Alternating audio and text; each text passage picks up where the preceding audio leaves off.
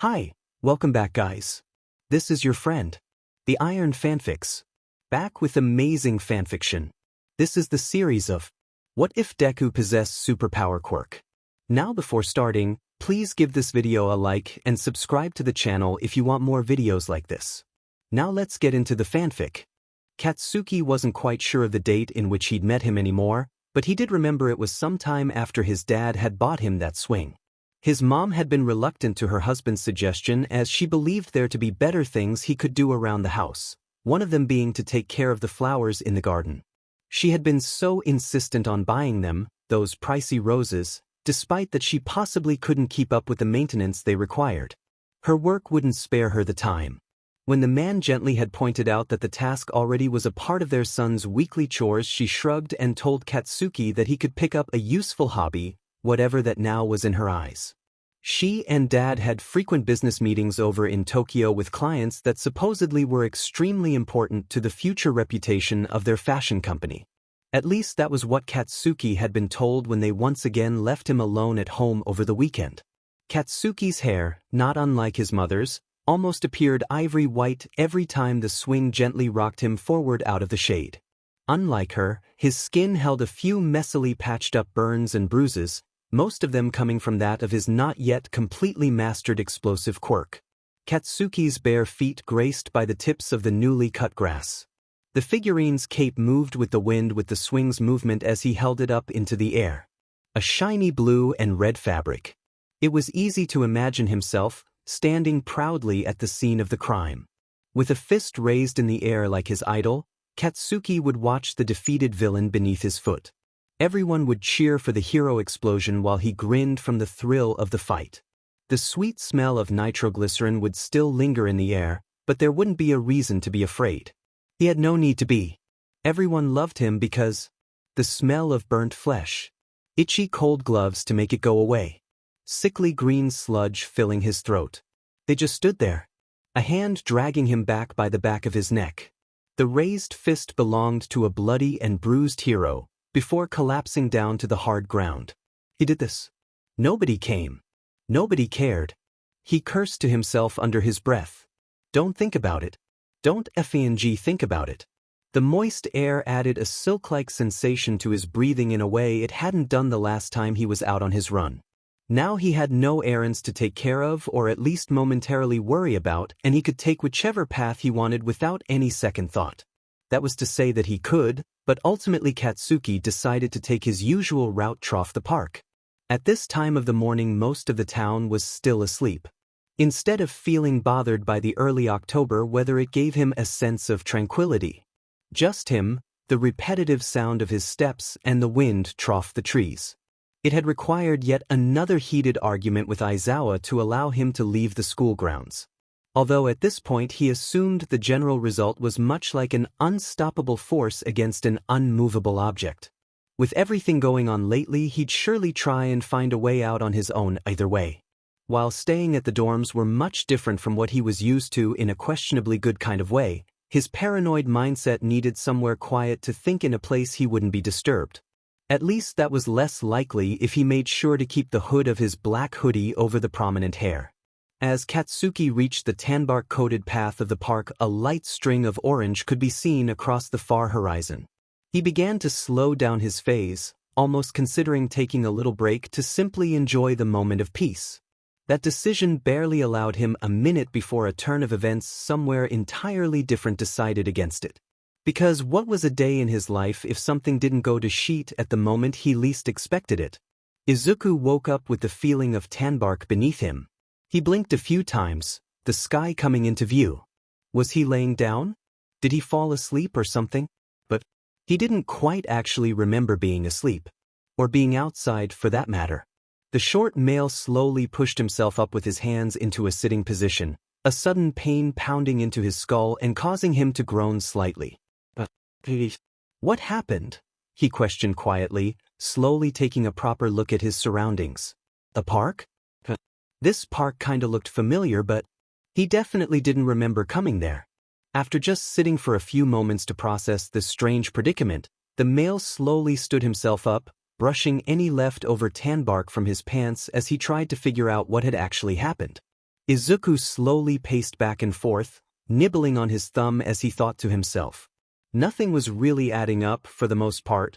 Well, until another stinging pain came, his eyes widening. But I was fighting that villain. Did they use their quirk on me? I don't really feel any different. What happened? Maybe the quirk already wore off, he muttered under his breath, the words practically appearing in front of him as he was lost in his own thoughts. Just how could he be here if he didn't remember? It's not like he had skipped too far ahead or anything. He was still in his hero costume, so that gave that away. At least he thought so. The guy's quirk could literally be anything, as he hadn't really come to that conclusion yet while fighting them. Heck, he barely remembered the fight at all. All he could see was him going in for a kick, a few of the villain's features showing before he woke up here in the park. What would that mean? Hey! A raspy voice interrupted, making him snap back into reality. You lost or something? That voice. That was way too familiar. It sounded less aggressive towards him than usual. Glancing in the direction, Izuku's eyes slowly widened when he was met face to face with his childhood friend, Katsuki Bakugou himself. The other male stood a little further away on the same path, mist visible from that of his breaths thanks to the low sun. Without hesitation, Izuku dashed forward. He stopped, panting, but barely allowing himself oxygen before the words flooded out. Kaken! Oh my gosh, I'm so glad you're here. Why aren't you in your hero costume? His eyebrows furrowed. Doesn't matter, I think this villain might have some kind of teleporting quirk. I don't remember appearing in the forest. I know you said you can handle it yourself, but I couldn't just leave you alone, and I'm rambling, said Kaken, had taken a step back after that of his approach, hands tensed up and ready by his sides. What the hell are you going on about? He spoke up firmly, eyeing his motions with an odd sense of cation rather than looking him in the eye. His eyes were still clearly narrowed to their standard position, but maybe even a little more so than usual. He would have liked to think that Bakugou was checking him over for any possible injuries. Being a trouble magnet, as Aizawa had chosen to describe it, he was rarely completely unscratched. Of course, he was quickly proven wrong. I haven't received a villain alert, the other male added, now unmistakably making eye contact. Izuku looked a little bit dumbfounded, tilting his head to the side as he stared towards him. Kaken. We were fighting together. Do you not remember? He asked with matching confusion, slowly glancing over Bakugou once more before pausing. Wait, it seems a lot lighter than when we were fighting. It's most likely morning, but does that mean I was out up until the next day? He questioned, a hand going to lightly cup his own chin as he thought. He slowly shook his head. No, but this all seems a lot more odd than usual. By now I'm sure you would have called me a diamond nerd or diamond Deku or something. Again, you're weirdly civil about all this. He spoke softly, big eyes showing a mix of confusion and worry. He had no idea what happened, but it definitely didn't seem good. He knew it had to have something to do with the villain's quirk. He just couldn't figure it out. For starters, you can even stop calling me that.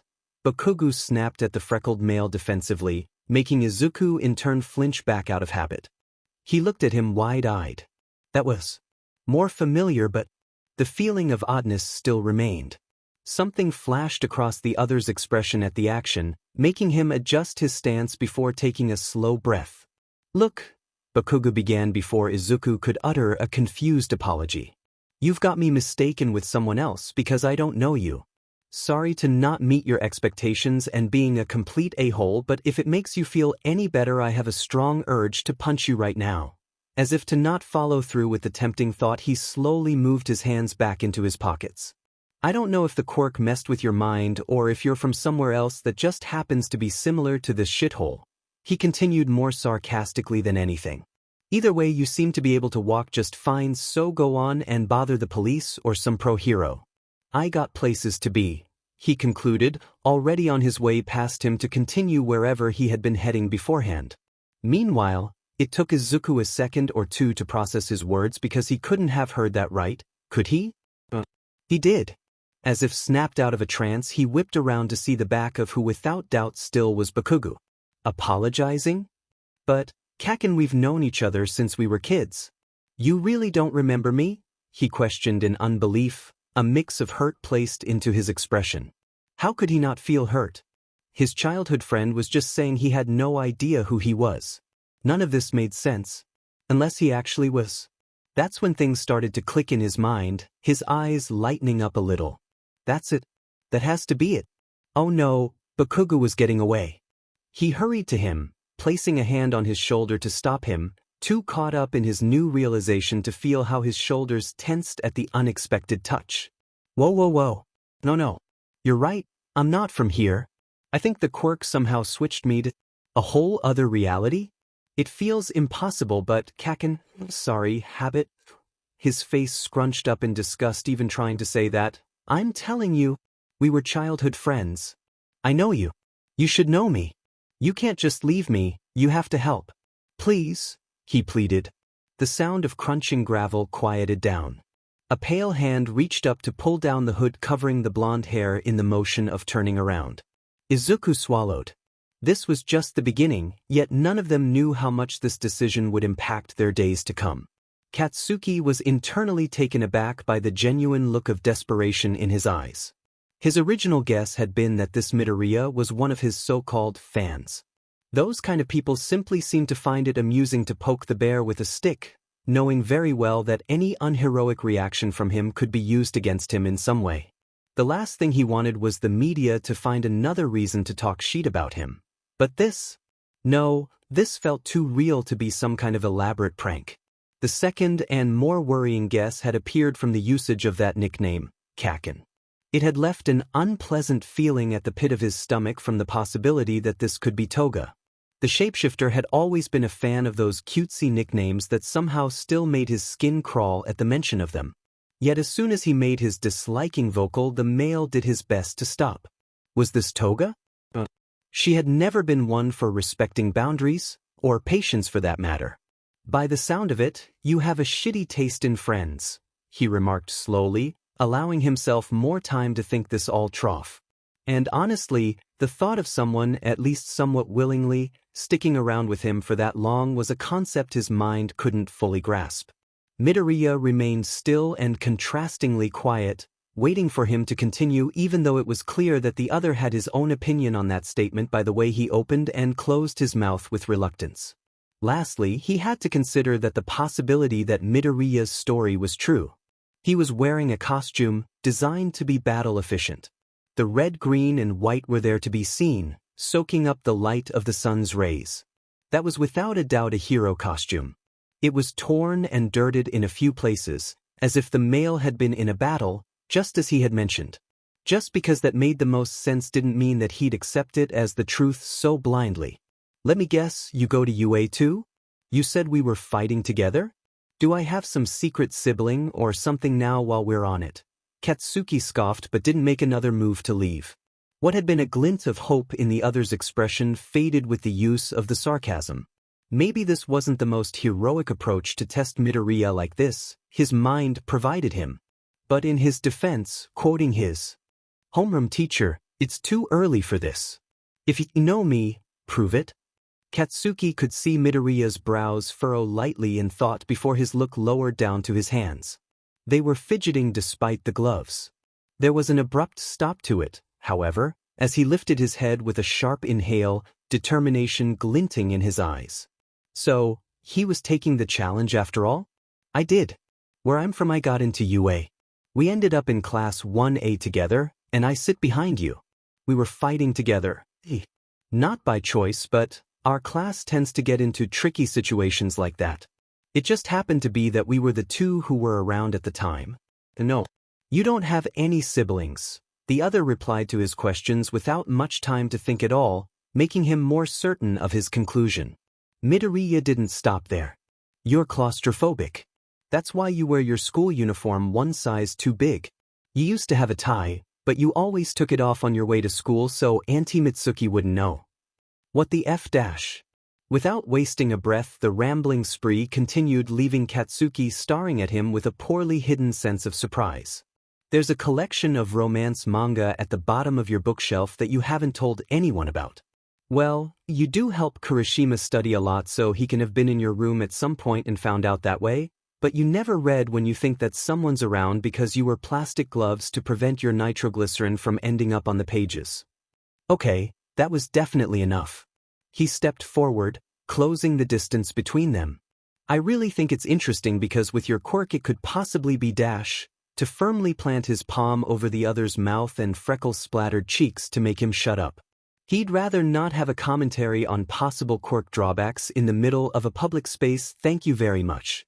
It was somewhat more difficult schooling his expression when the male was looking at him as if All Might in his prime stood right behind him. Katsuki could feel how the other's mouth still was ajar under his hand. Midoriya took that breath, which earlier had been forgotten while ranting, off his nose.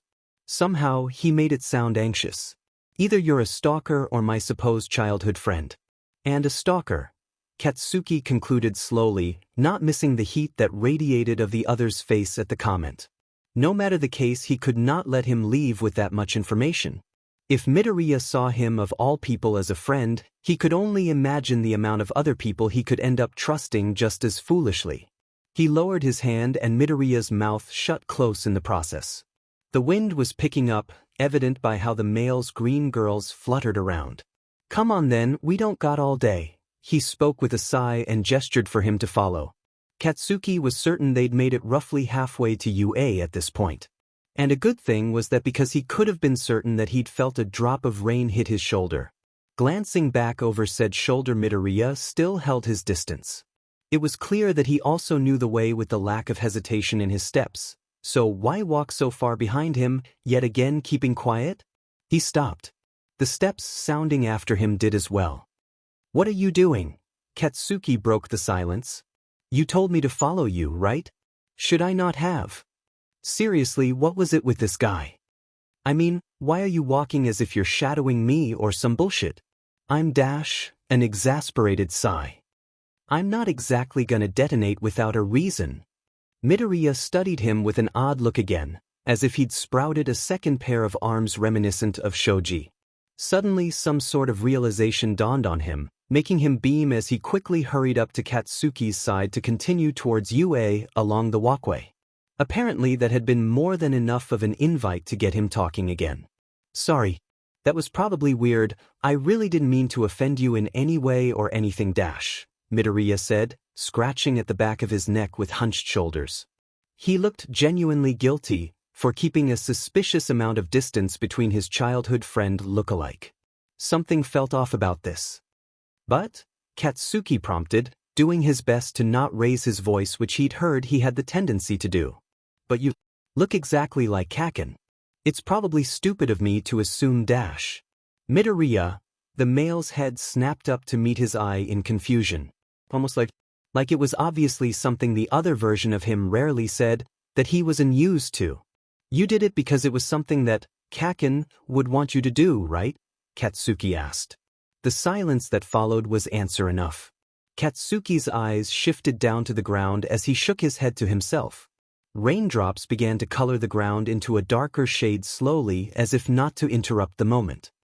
I have one question for you. Are you two really friends? A nervous chuckle escaped Midoriya's lips. I mean, we have known each other since we were in diapers, since we lived in the same neighborhood. Well, I considered us best friends. He did not miss the usage of the past tense, and the freckled male gave the impression that he noticed this as well. He continued. To be honest, it didn't always seem that way. But we went to middle school together as well. Though we kind of grew apart in middle school. So you aren't friends anymore? This complicated? He tried rather than stated. Right. It made sense why the alternate version of him had done his best to push the other away now when he thought about it. By the little time he and Midoriya had spent talking, the other had constantly radiated a sense of worry. He did nothing but tiptoe around his emotions and quirk in manner that almost felt smothering. Katsuki couldn't figure out if it was in a negative way or not.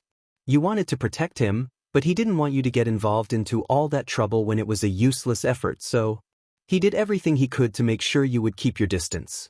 Katsuki spoke, making Midoriya features contort into a frown with an underlying seriousness that hadn't been as present before.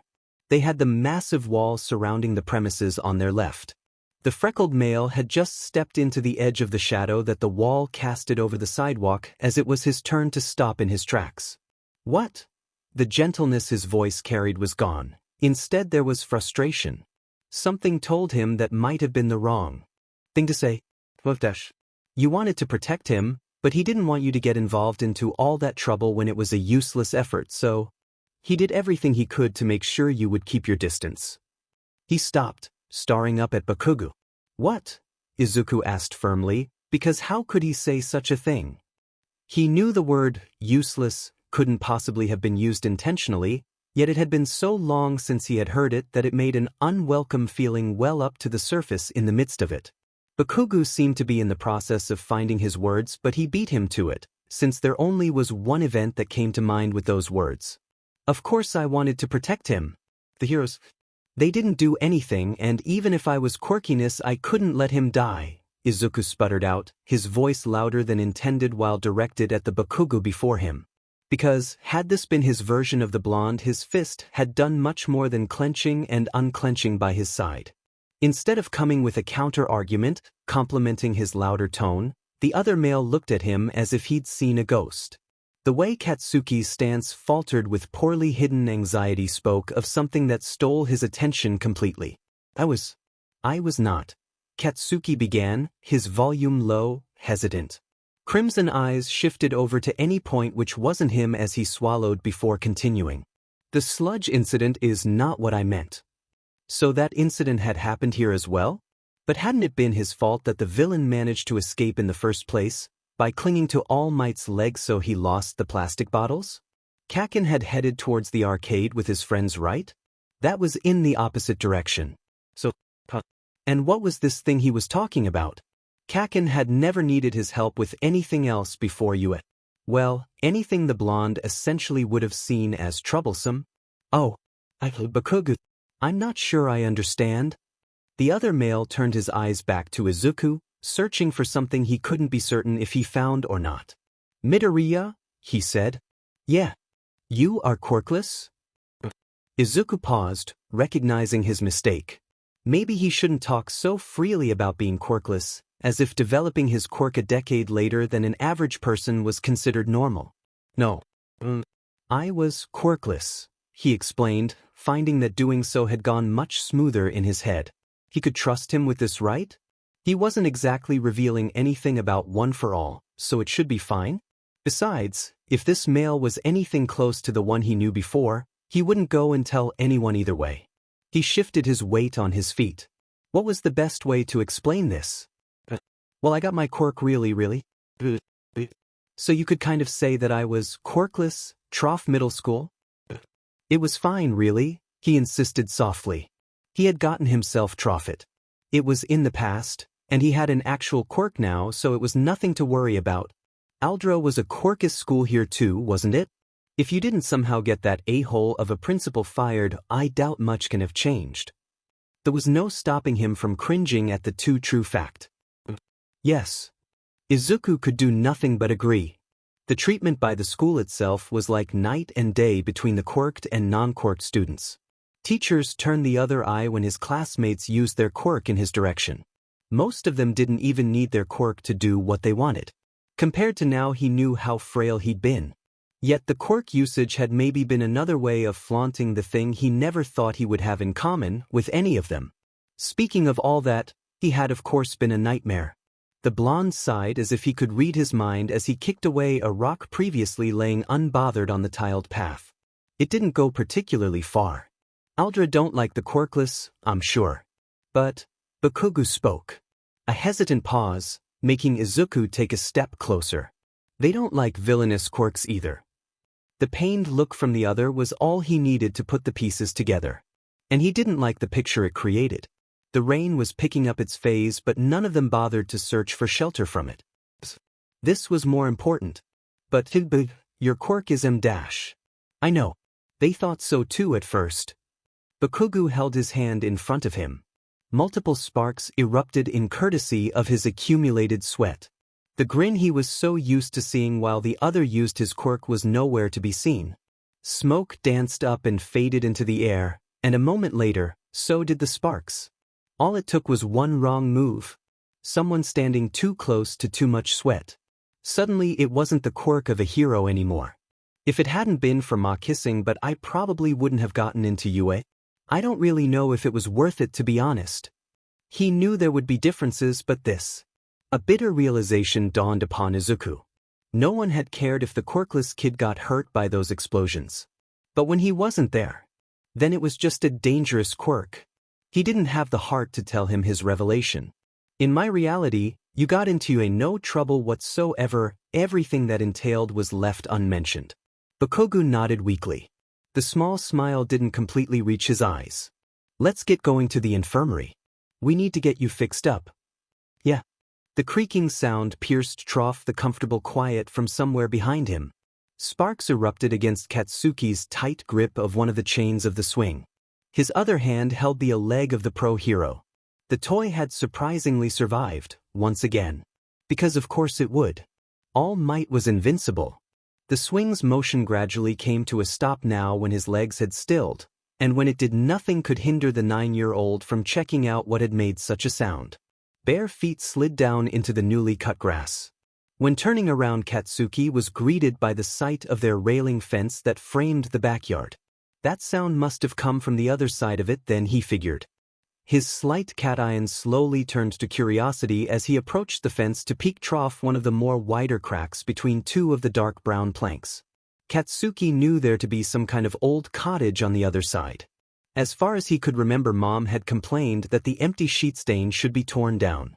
From what he could see the crack, no one had listened to her complaints. Actually, there was some kind of movement there on the other side.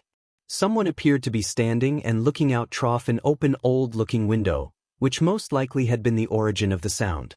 The blonde's eyes shifted over to his own home for a moment, even if he clearly knew that Mom and Dad wouldn't come home until tomorrow. She would not approve of what he was about to do. Getting down on his knees, he let his hands slide over the planks horizontally until he found the one he was looking for. It wasn't exactly loose, at least not in a way that was too visible. It was something he'd noticed while practicing his quirk, just a little too close to the burnable surface. He wiped off his hands on his shorts and gripped the plank at a spot which was somewhat darker in color from his quirk usage. After pulling the plank towards himself and to the side with a small huff, it left just enough room for him to squeeze himself past the fence at the bottom of it. The sound of water spilling out on the ground made him look back up to the window from where he was already halfway through the fence. "Hey kid, you stuck?" the man asked with amusement in his tone. The man in question was young, yet old enough to have something resembling a beard. The vest he wore appeared thrifted. It was colorfully patched up with care. In fact, it was probably his most noticeable feature overall. "I'm not." Katsuki was sure to snap back and moved through the fence faster just to prove a point. "What are you doing inside there, Patches?" he was quick to add as soon as he got to his feet, arms crossed over his chest. He had not expected the light laugh that came out of the man. At further inspection, the spilled liquid must have come from the dirted glass the others still held onto. It had not been for drinking for sure. Was that paint on it? Patches, huh? I live here now for the foreseeable future anyways. As for what I'm doing right now, I'm painting. He leaned down on the window frame with his arm to get a better look at the boy. Question is what you are doing here, kid. I lived here first, Katsuki said, pointing towards the fence with a remaining glare at the other male. Who was he to call him kid? He was all grown up. You sure did. Neither of them spoke for a long moment. What are you painting? Take a look if you'd like. You could take that box there, move it over here, Patches replied and gestured over to an abandoned wooden box in the grass. Telling by the littered beer cans left there, that had been what the box originally had contained. The man didn't give off any stranger danger vibes, but Katsuki still hesitated for a moment before giving a short nod. No matter the case, he could handle himself fine. He lifted the box to place it upside down below the window. Standing on it, he could finally get a proper look into the cottage. Less rebuilding had been done to the insides than he had expected. If the floral tapestry was anything to go by, or the chip table now carrying a collection of brushes and paint, some old lady had lives here beforehand.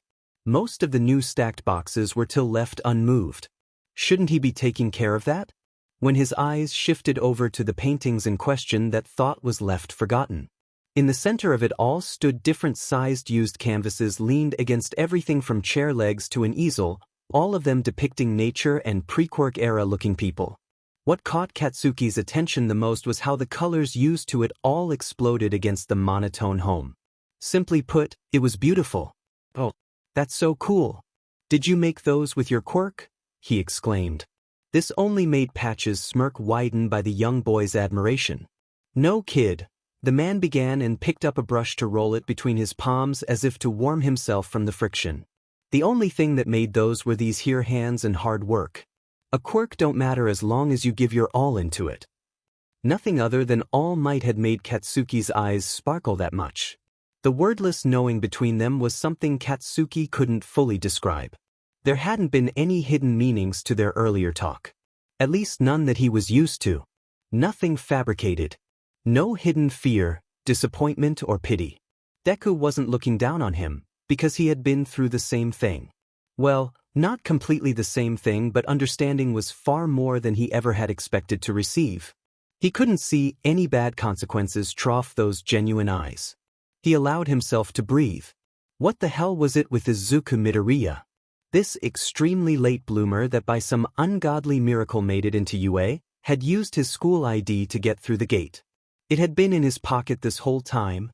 "I can't believe you," Katsuki sighed with a deadpan expression as he glanced down to the card in question the now held onto. "Do you know how much quicker we could have gone through all of this sheet if you'd showed it from the start?" "You were putting me on the spot," Deku sputtered back. "You could have thought it was a fake or dash. So you thought revealing stalkerish information about me was your safest bet?" "Oh, when you put it like that." This guy really was something else. The hallway had yet to be filled with other students, even those who made a point of coming particularly early, such as himself.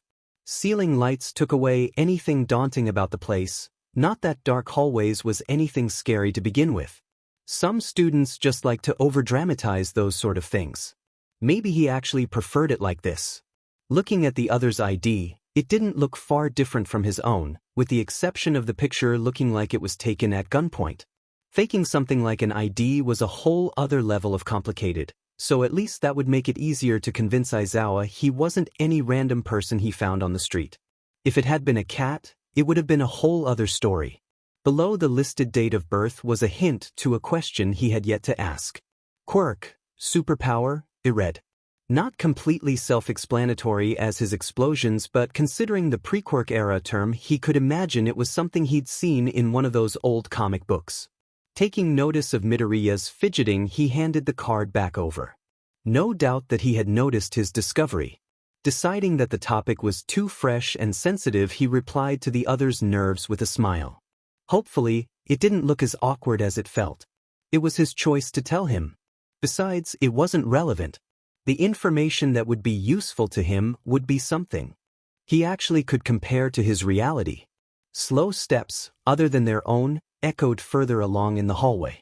Katsuki could already picture a particular black-clothed man dragging himself behind the newly brewed coffee in his hand. But he had no plan on confirming the image. It meant the teacher would spot him in turn. He pulled Deku with him around the corner to where a pair of restrooms were located. The yelp beneath his hand came out muffled enough. Katsuki only removed his hand after giving the other a pointed glare to keep his mouth shut. Although clearly not seeing the urgency trough his confusion, Deku thankfully complied. Maybe the talk with his teacher was overdue, but he'd really appreciate it if he could put it on hold for at least a couple of days more. Footsteps came closer. The teacher's lounge was somewhere before the restrooms, right? His back lined up against the wall as his lips pressed together, internal curses repeating his head. The universe owed him at least one favor today. The rhythmic echoes stopped to be replaced with a deep sigh, probably in front of the door to open. "You need to practice your stealth work, Bakugou." "Huh? What did he do wrong?" Glancing back to the hallway where they had previously been, his face contorted to a frown. Small but far too noticeable droplets of crimson were visible against the polished floor. "Well, if you two universe. The blood isn't mine." He spoke in his defense, revealing himself with Deku somewhere behind him, still out of view. Aizawa paused to take a long sip of his rightly assumed coffee. The teacher looked back just as firmly with his visible eye. The other one with surrounding scarring was covered by an eye patch with another cat print like it had been for the last 6 months. That doesn't make it better. How many was it this time? Katsuki sked and became the first one to give up on the starring contest. It happened usually enough, but that didn't mean he enjoyed Aizawa bringing it up like it was the most obvious thing in the world.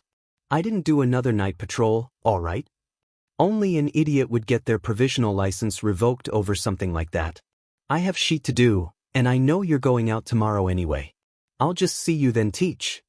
Sometimes he wished he could get some sort of FING reaction out of him instead of that look. He knew, alright?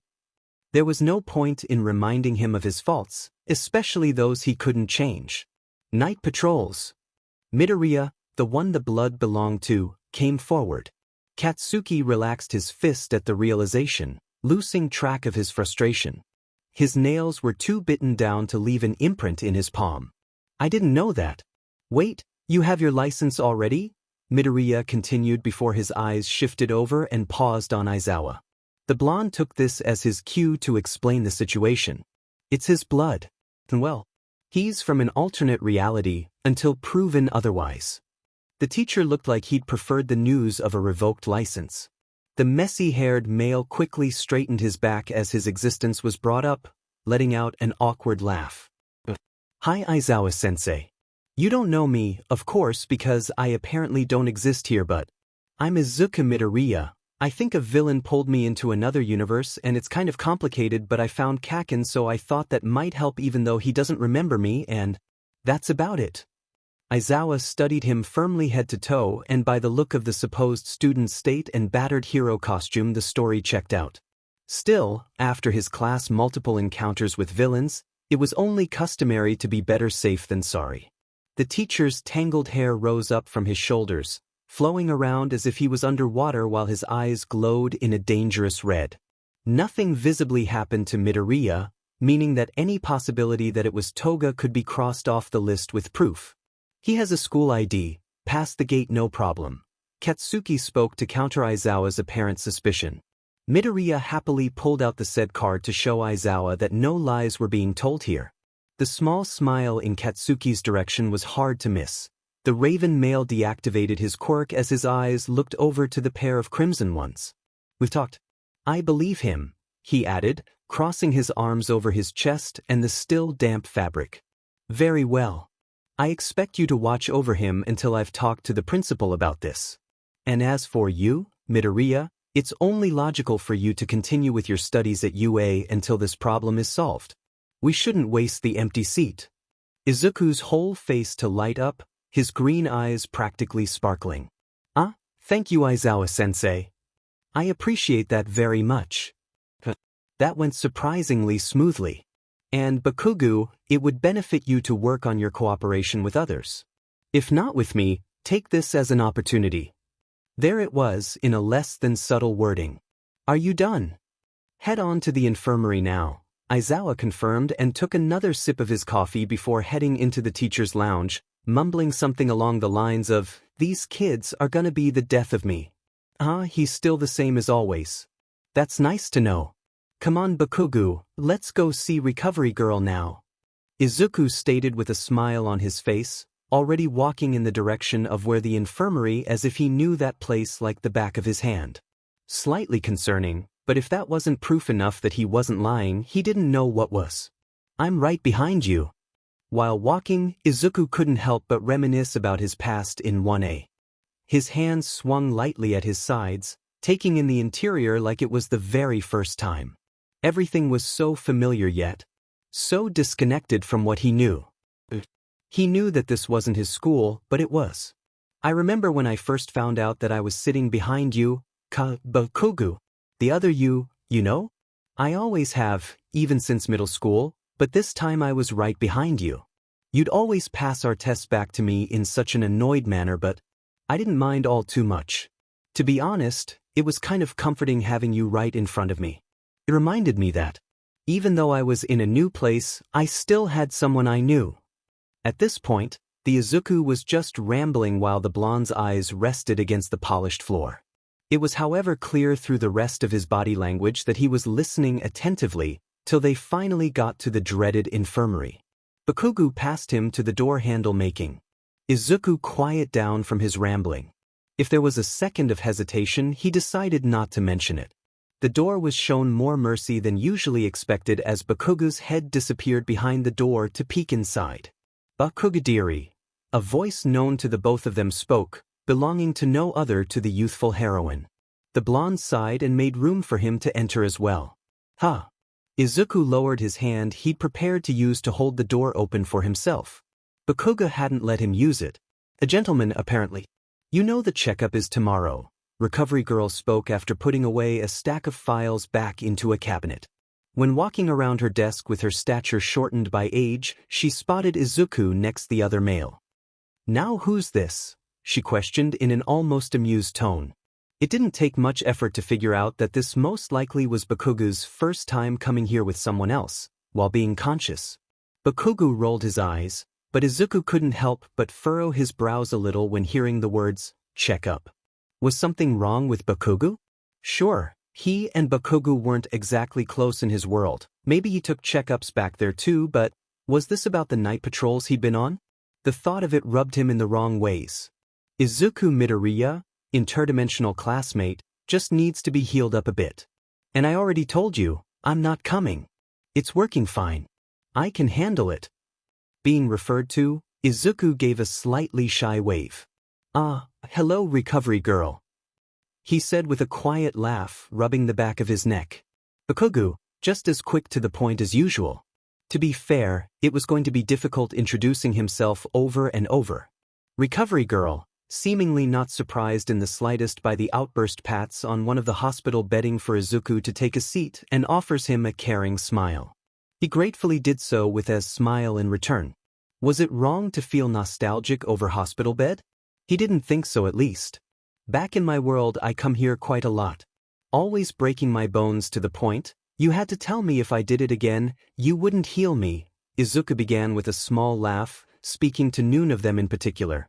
If anything, that seemed to make Recovery Girl more throw while she began to attend to his wounds by cleaning them, as that would be needed before she began with any type of healing.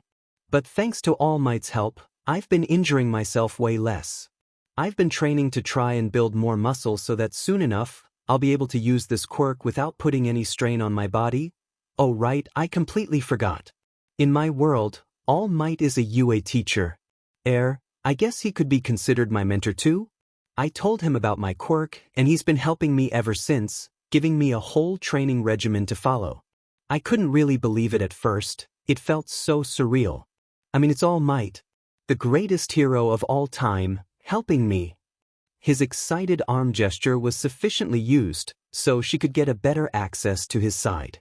The sting from a cut there was easily dismissed, just as the silence from the others in the room. Then again, I don't really think I would have come this far without his help, so I'm super lucky. He's just as cool as he is on screen.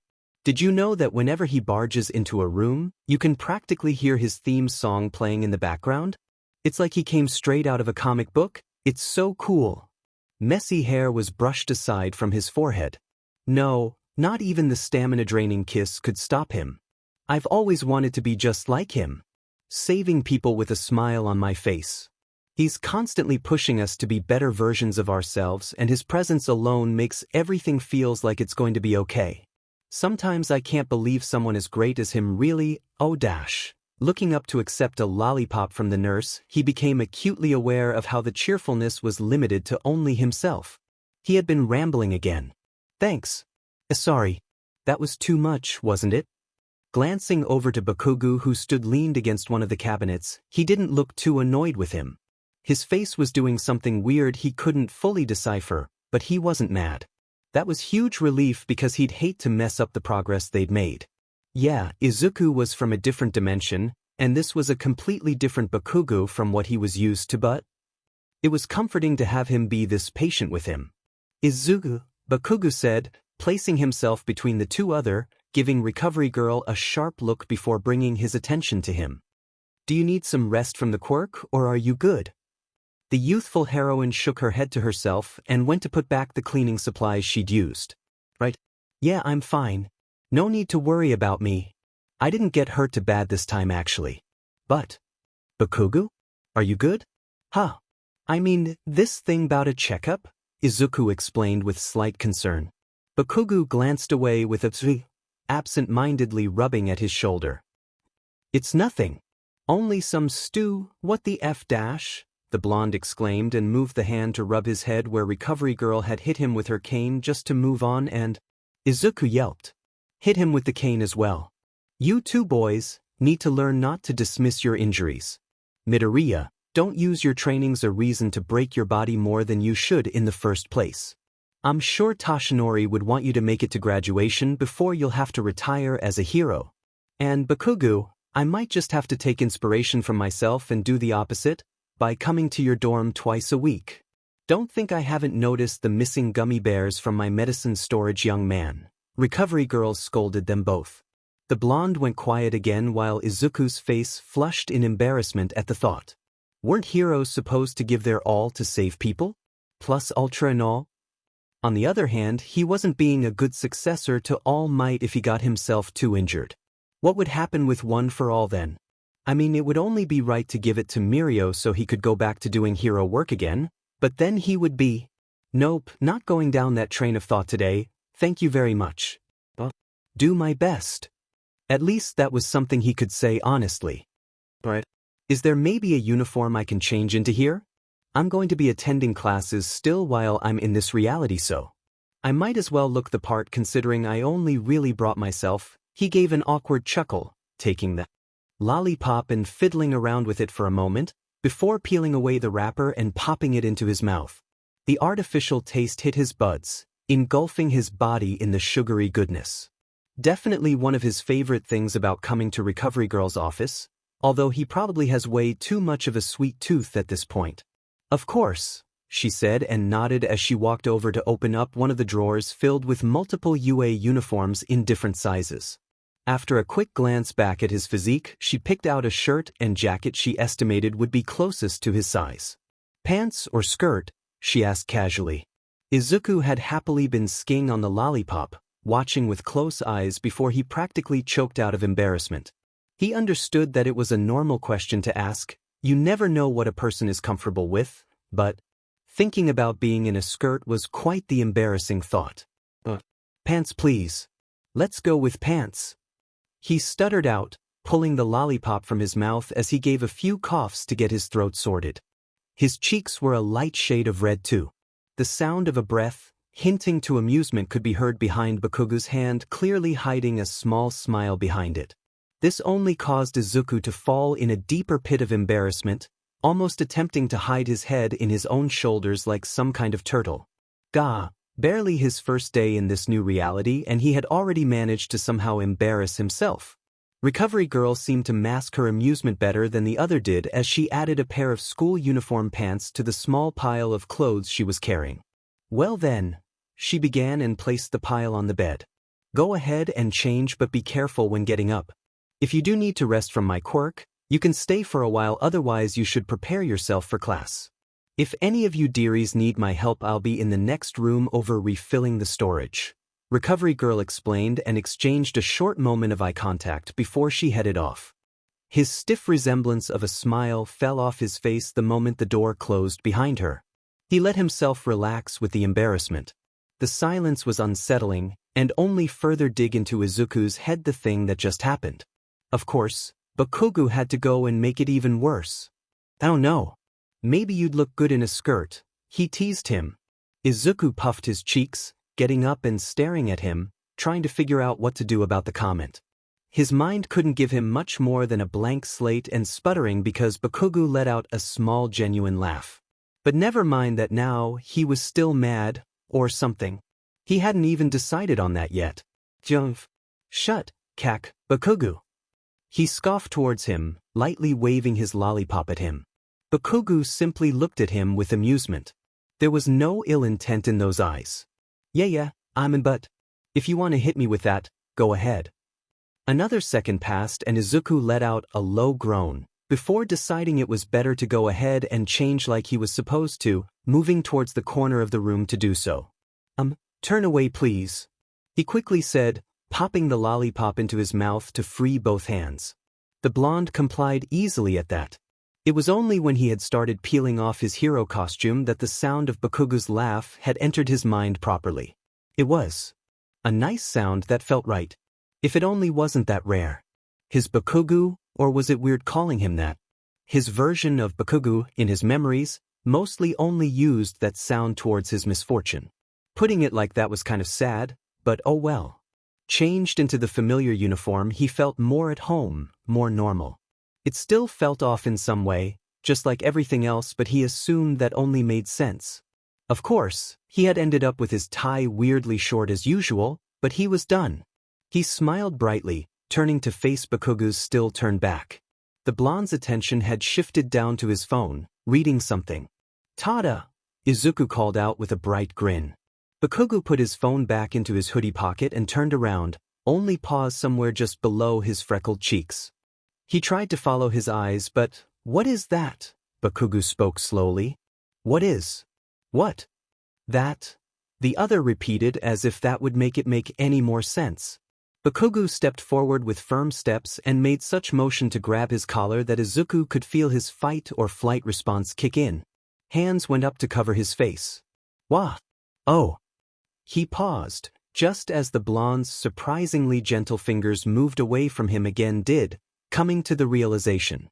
His tie was now halfway undone. "I shouldn't have done that," Bakugou said, bitter thoughts visibly passing his mind, gracing his softened features. "You don't have to apologize or anything," he assured him.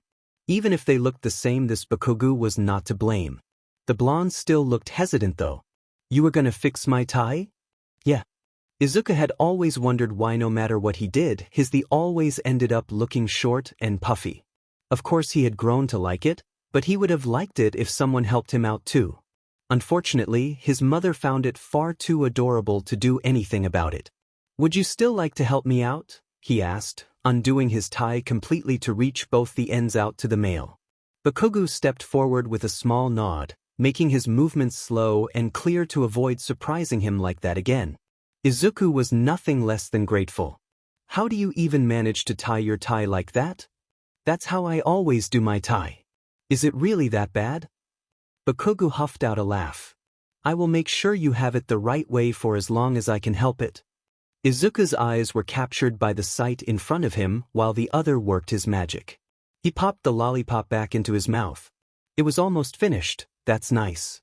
Bakugou's skin was a tone paler than he remembered it being, even those eye bags seemed more prominent. Peeking out from his collar that still lacked a tie of its own was the beginning of a scar. He'd never seen it before. "Hey," Bakugou began, still keeping his eyes on the tie.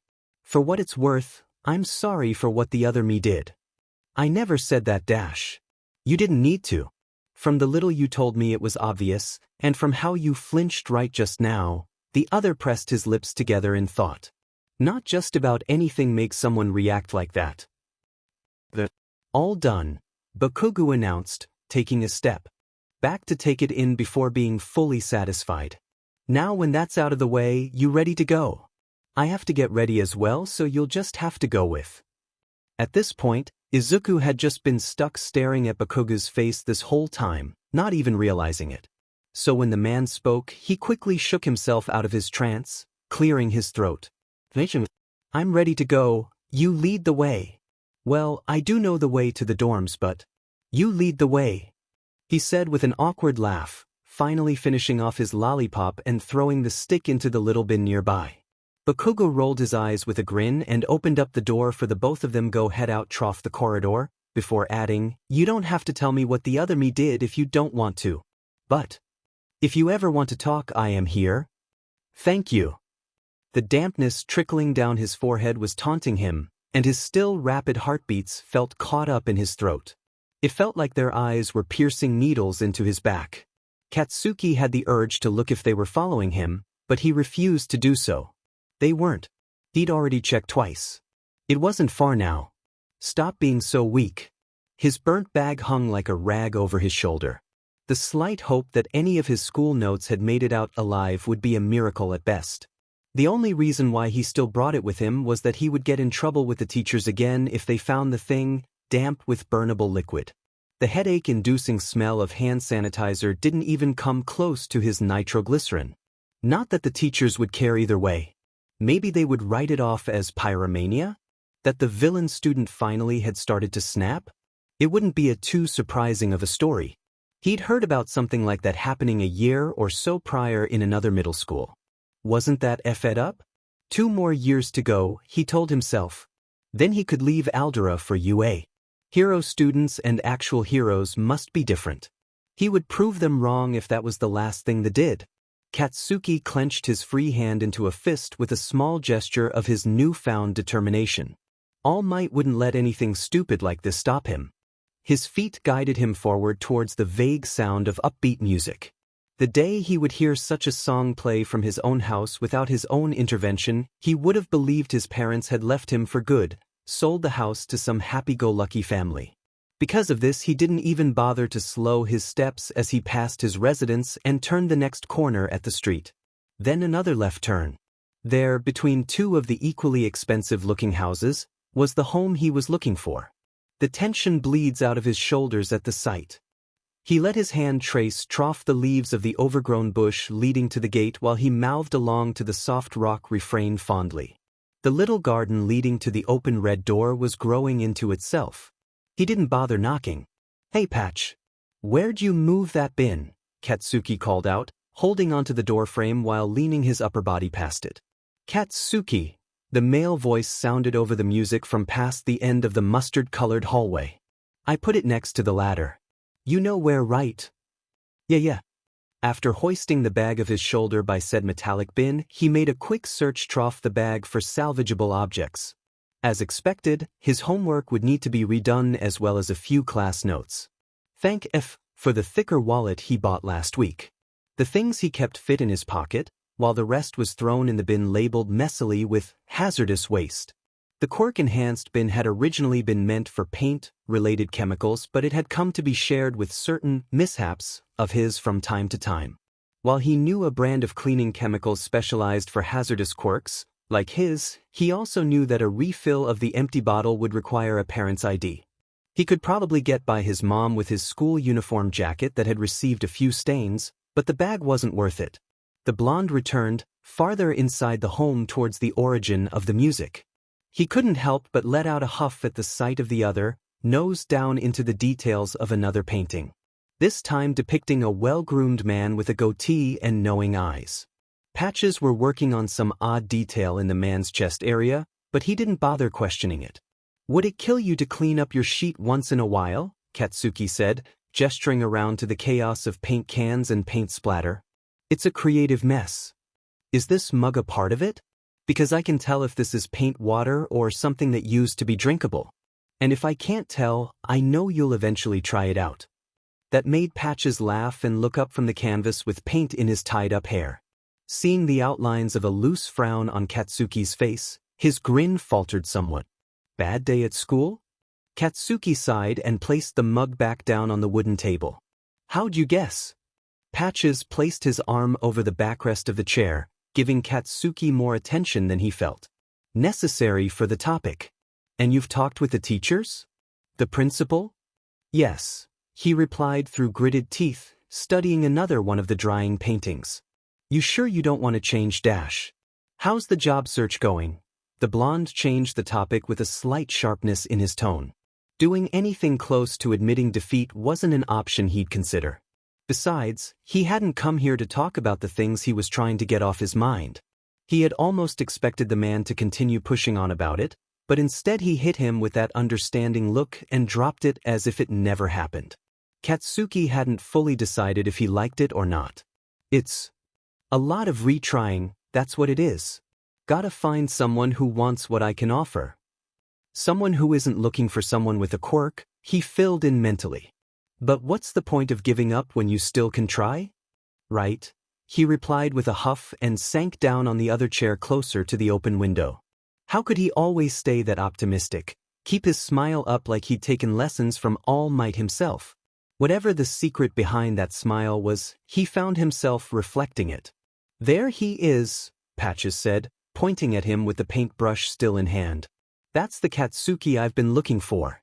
In fact, he tilted his head, narrowing his eyes slightly before tilting it back and scrambling for the nearest pencil. Mind if you stay like that for a bit? Huh. I need to revamp my portfolio, and letting a good image slip won't do it any good. Will you let me? The blonde had yet to move from the position other than that of his expression. Despite that, he was still skeptical. Doesn't painting me go against your whole motif thing you've got going on? Or did sniffing paint all day make you forget I have a quirk? Like they'll know the difference. You're gonna go far, kid. Anyone who can't see that better be blind. Capturing history is what I do best. Katsuki was not flustered. He was not. Is that a yes or a no? The pen was already put to a smaller canvas. Was there really a reason to say no? It was not like he would do anything else than sit by and watch him work anyways. Although sometimes repetitive with slide after slide, seeing the final thing always made it worth it.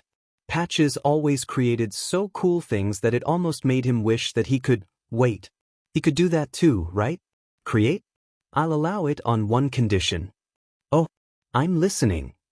I want you to teach me how to paint. The grin the other wore would have been blinding. He was sure of it. It never happened though. Katsuki. The shrieking voice from behind cut off the sound of the music, making his body recoil into itself. He should have checked. He should have checked if she was home. His heart was trying to escape its way up his throat. I know you're there, you useless brat.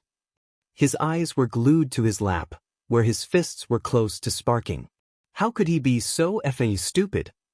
Katsuki could faintly hear the music fading into nothing, the scraping of wood against wood and footsteps passing him. This is bad. He needs to disarm the situation and take the blame he needed to take. All he needed to do was go to her, because Patches didn't deserve to become a part of it. So why couldn't he move? Mrs. Bakugou, how are you doing today? Nice weather we're having. Katsuki could still hear the smile in his tone. Surely it must be strained. Mitsuki spat out. What do you think you're doing trying to drag him down to your status? I can't even believe they allowed someone quirkless in this neighborhood. Patch's hand was squeezing his shoulder. He only found himself growing more and more frustrated despite the attempt at comfort.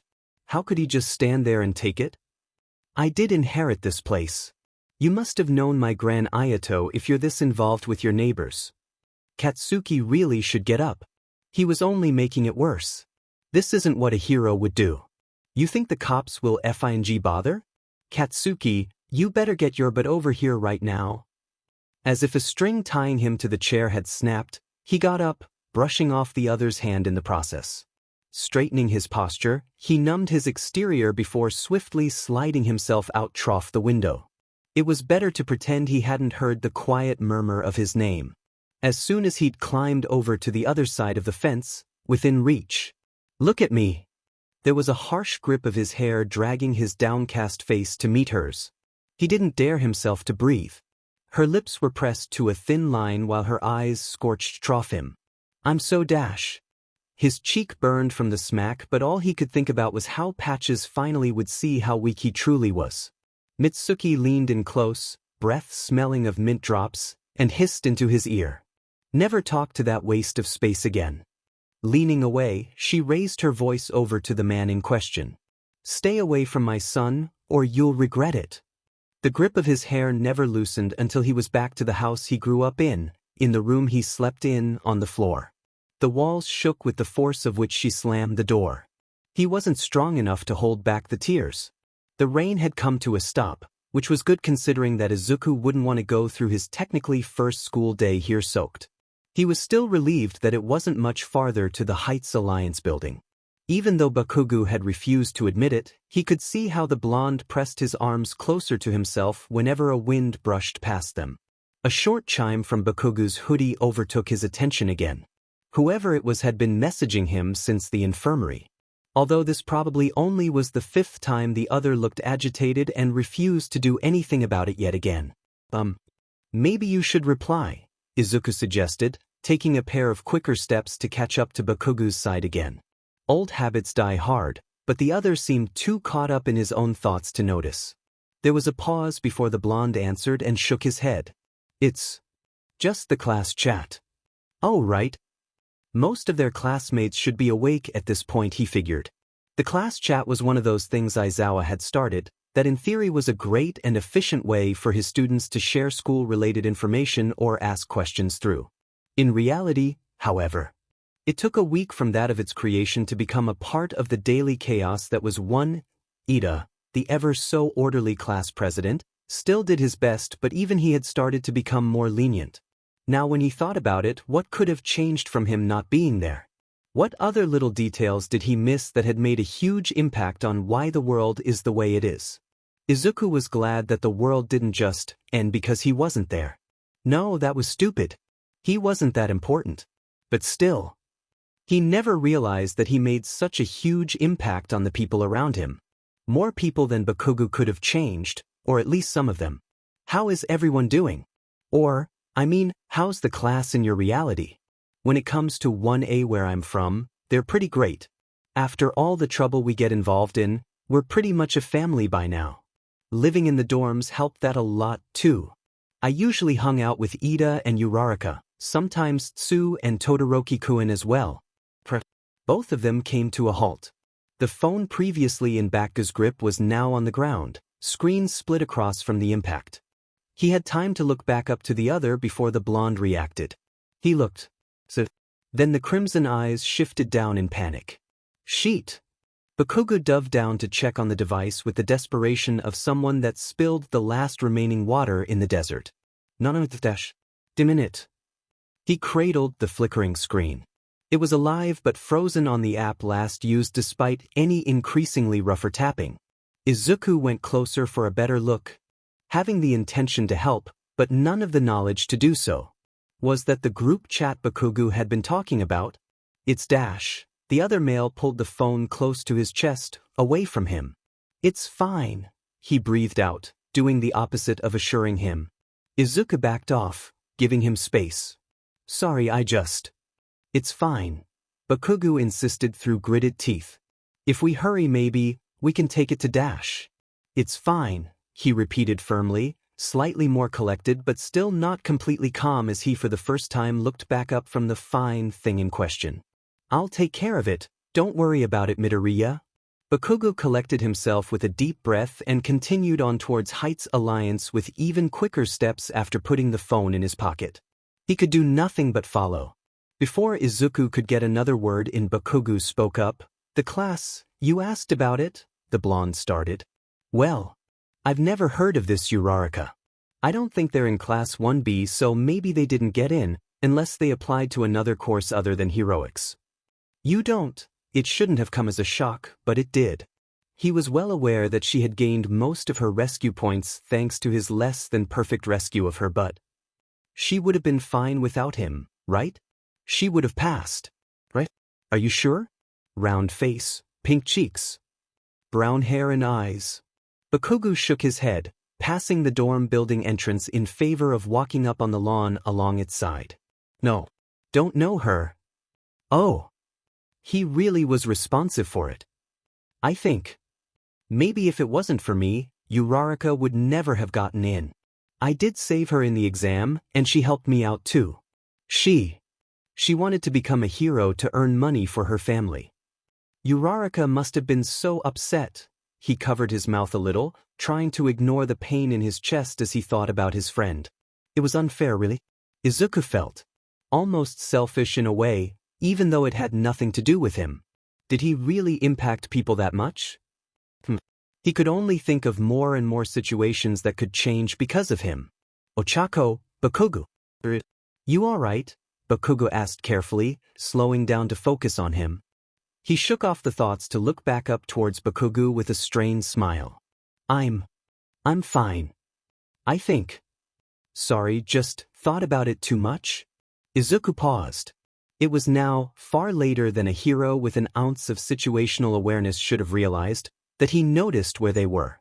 He could imagine the way Aizawa would have shaken his head in disappointment. Hey, where are we going? Bakugou walked up to a door close to the end of the building's side. It's an emergency exit. It'll be quicker this way since it leads directly to the stairway, he explained and let them both inside. Izuku was still skeptical that they were allowed to use it, or at least for anything other than emergencies. It had been open though. Had it always been there? Or was this a reality difference again? She probably found a more efficient way to earn money. He isn't free, you know, the blonde said. Oh, you're probably right. You care a lot about them. Well, of course I do. They're my friends after all. I care a lot about them. If it weren't for them, I probably wouldn't have gotten as far as I have now. Izuku shyly rubbed at the back of his neck. I guess I love all of my classmates. After not really having friends for so long, it was nice to be in a place where I felt like I belonged. He further explained, his features softening more than they already were usually. Bakugou remained silent but nodded along. The silence that followed between the two of them wasn't necessarily unsettling, but it did give Izuku far too much time to think. Surely Aizawa would contact Nezu to help him find the villain that took him here in the first place? Then they could figure out how the quirk worked and get him back home. He wondered how long he would stay here, what would happen while he was here. For some reason, he felt the need to be close to Bakugou more than anyone else. Maybe because this was a chance to finally bond with him in the way he's always wanted to? He wasn't sure. Either way, Izuku followed the blonde up the stairs, humming softly as he went. Your dorm room is on the 4th floor if I remember. I only know that because when we were doing showcases of our rooms, you were asleep. I've never actually gotten to see your room.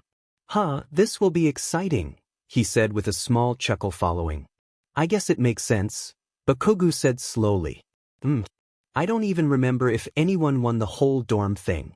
I mean, I remember being really embarrassed by showing my dorm. It's kind of an all-might gift shop, if you want to imagine it. He said with a chuckle, still a little embarrassed by that fact. I'm not sure if we had a room contest, honestly. Well, I wouldn't be surprised if they did, but a moment of hesitation. I was still captured when the dorms got initiated. Wait, what? Izuku's face fell with the words. How long were you dash? Bakugou must have noticed the change in the mood because he was quick to continue with a soft laugh. The beginning of his question went ignored like it never had been spoken. I probably wouldn't have won the contest anyway. My room's not too special. Izuku's chest couldn't decide between twisting into a knot and doing a flutter considering the sudden laugh. He really did like that sound. It's not. He wouldn't go further in asking, despite how it hurt. His Bakugou, at least, became increasingly stubborn and distanced himself if he was pressured too much. He couldn't risk that. Not here. Both their echoing steps continued upward to the 4th floor. Opening yet another door at the end of the stairs, he peeked into one of the familiar corridors. Breathing out, Izuku went towards the room. Well, I really don't think anyone won anyway. Did someone win? I think my favorite would have to be Siro's or Jairu's. Or Tokoyami's. Then again, everyone's rooms were really creative, he mumbled and waited by the door. Bakugou checked once that it was in fact locked before anything else. Of course, since I think I'm supposed to keep an eye on you, you'll have to sleep over in my room, but it'll work out fine. I still got my sleeping bag lying around here somewhere. You can take the bed, the blonde said and unlocked the door. Bakugou, I couldn't take the bed. I came here unannounced. The least I could do is just accept the sleeping bag instead. He insisted, heading into the room as soon as the door was opened. It's not much, but this is it, Bakugou shrugged. Safe to say, he was in absolute awe by what he was seeing. The gray painted walls with warm lighting, the expected bookshelf that may or may not have contained romance manga, and the All Might poster. Izuku was practically sparkling as he went towards the poster. This is a limited edition poster. So cool, he said with excitement, leaning in closer towards it. It was clearly patched up from a tear, but either way, it was All Might and still amazing. Next he took notice to the multiple sketches displayed on the desk, some landscapes and others. Oh, are these hero costume designs? I have a ton of those in my notebook. I have a lot of notebooks, if you don't know. I tend to write all about heroes in them. Am I rambling too much? Sorry. He apologized sheepishly, hunching in between his shoulders. The blonde who had been in the midst of admiring the poster with a distant look turned over to him. Hey, Deku. Bakugou spoke, making Izuku pause. It's fine. I like to listen to you talking about all that stuff you're passionate about. He admitted with a smile and grabbed the pair of clean clothes on his chair. Izuku's eyes widened more for every word, cheeks flushing lightly with a smile. Wow, really? I think that's the first time I've heard someone say that. It means a lot coming from you. Thank you. Bakugou, a little unsure what to do with all this sudden admiration, continued. Izuku simply let himself be swept along, humming quietly as he listened to him.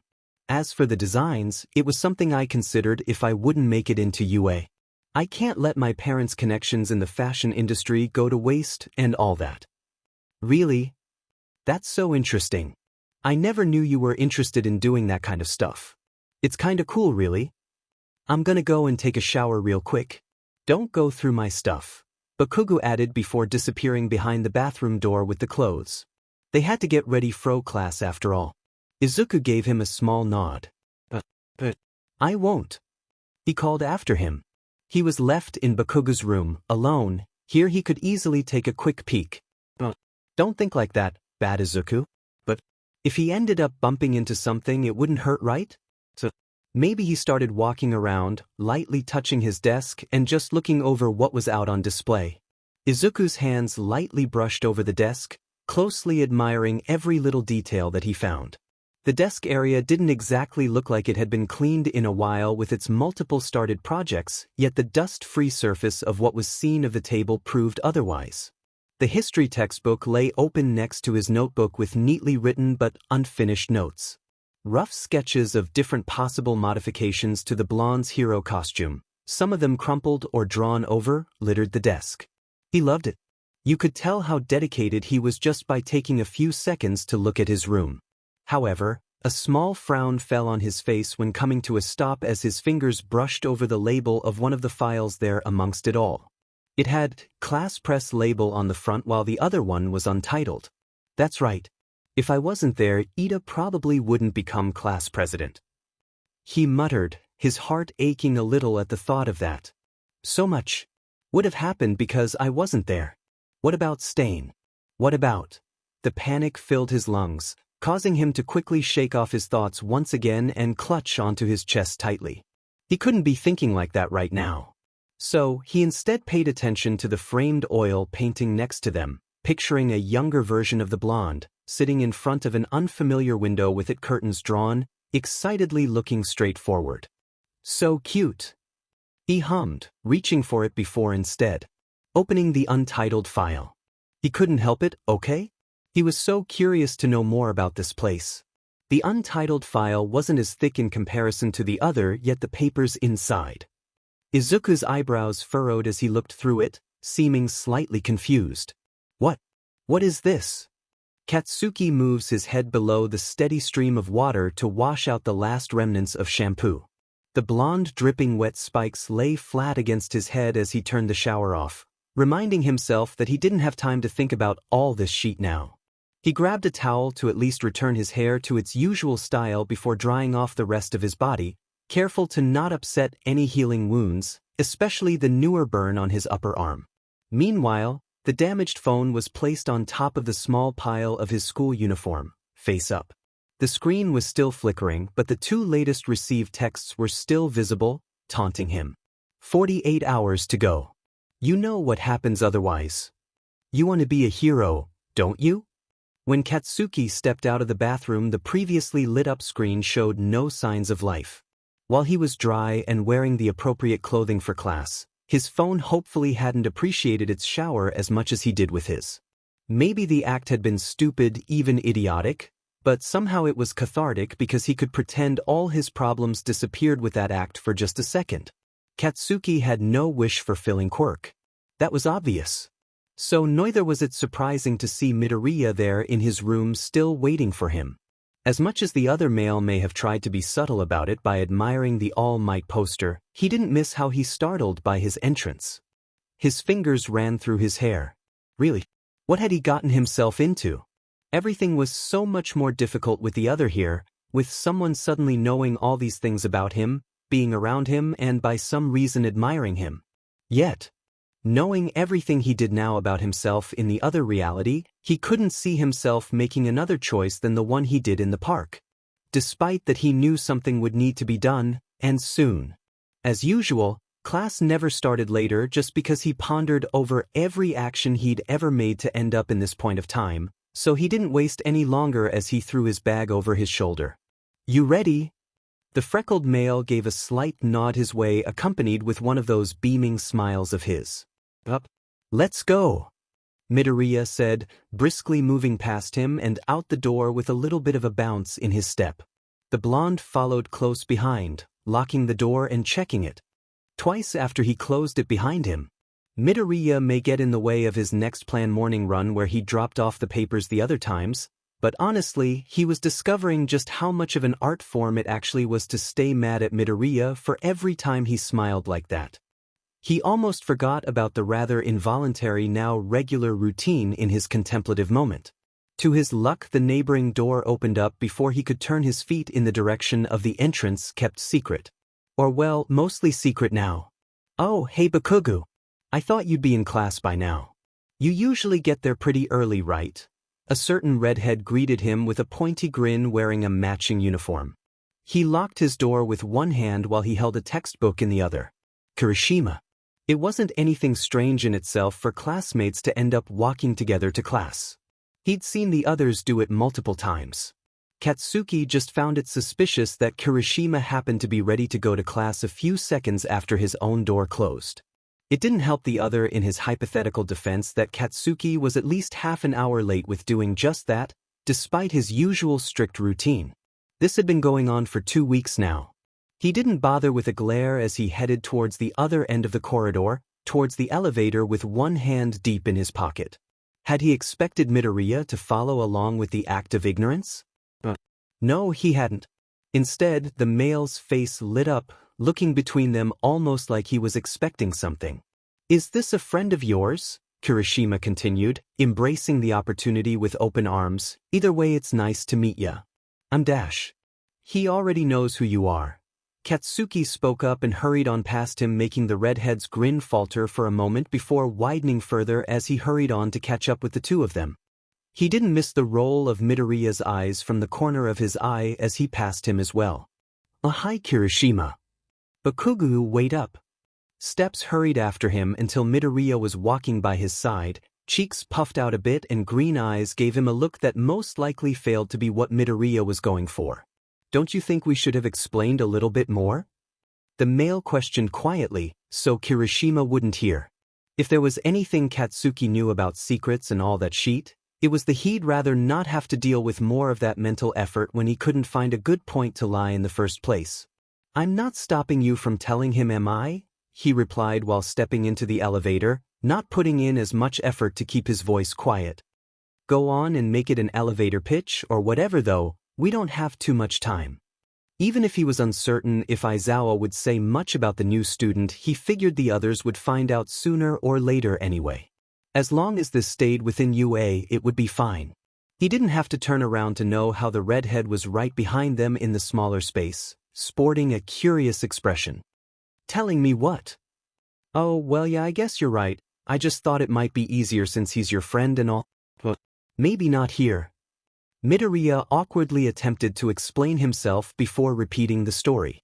There was some dust in the corner of the list by his feet. Whoever had cleaned here last had done so in a haste. Katsuki wasn't sure what had kept Kirishima so persistent with trying to befriend him. Maybe Mina had urged him to it? She tended to be quite keen on trying to get him to join them in on their weekly hangouts.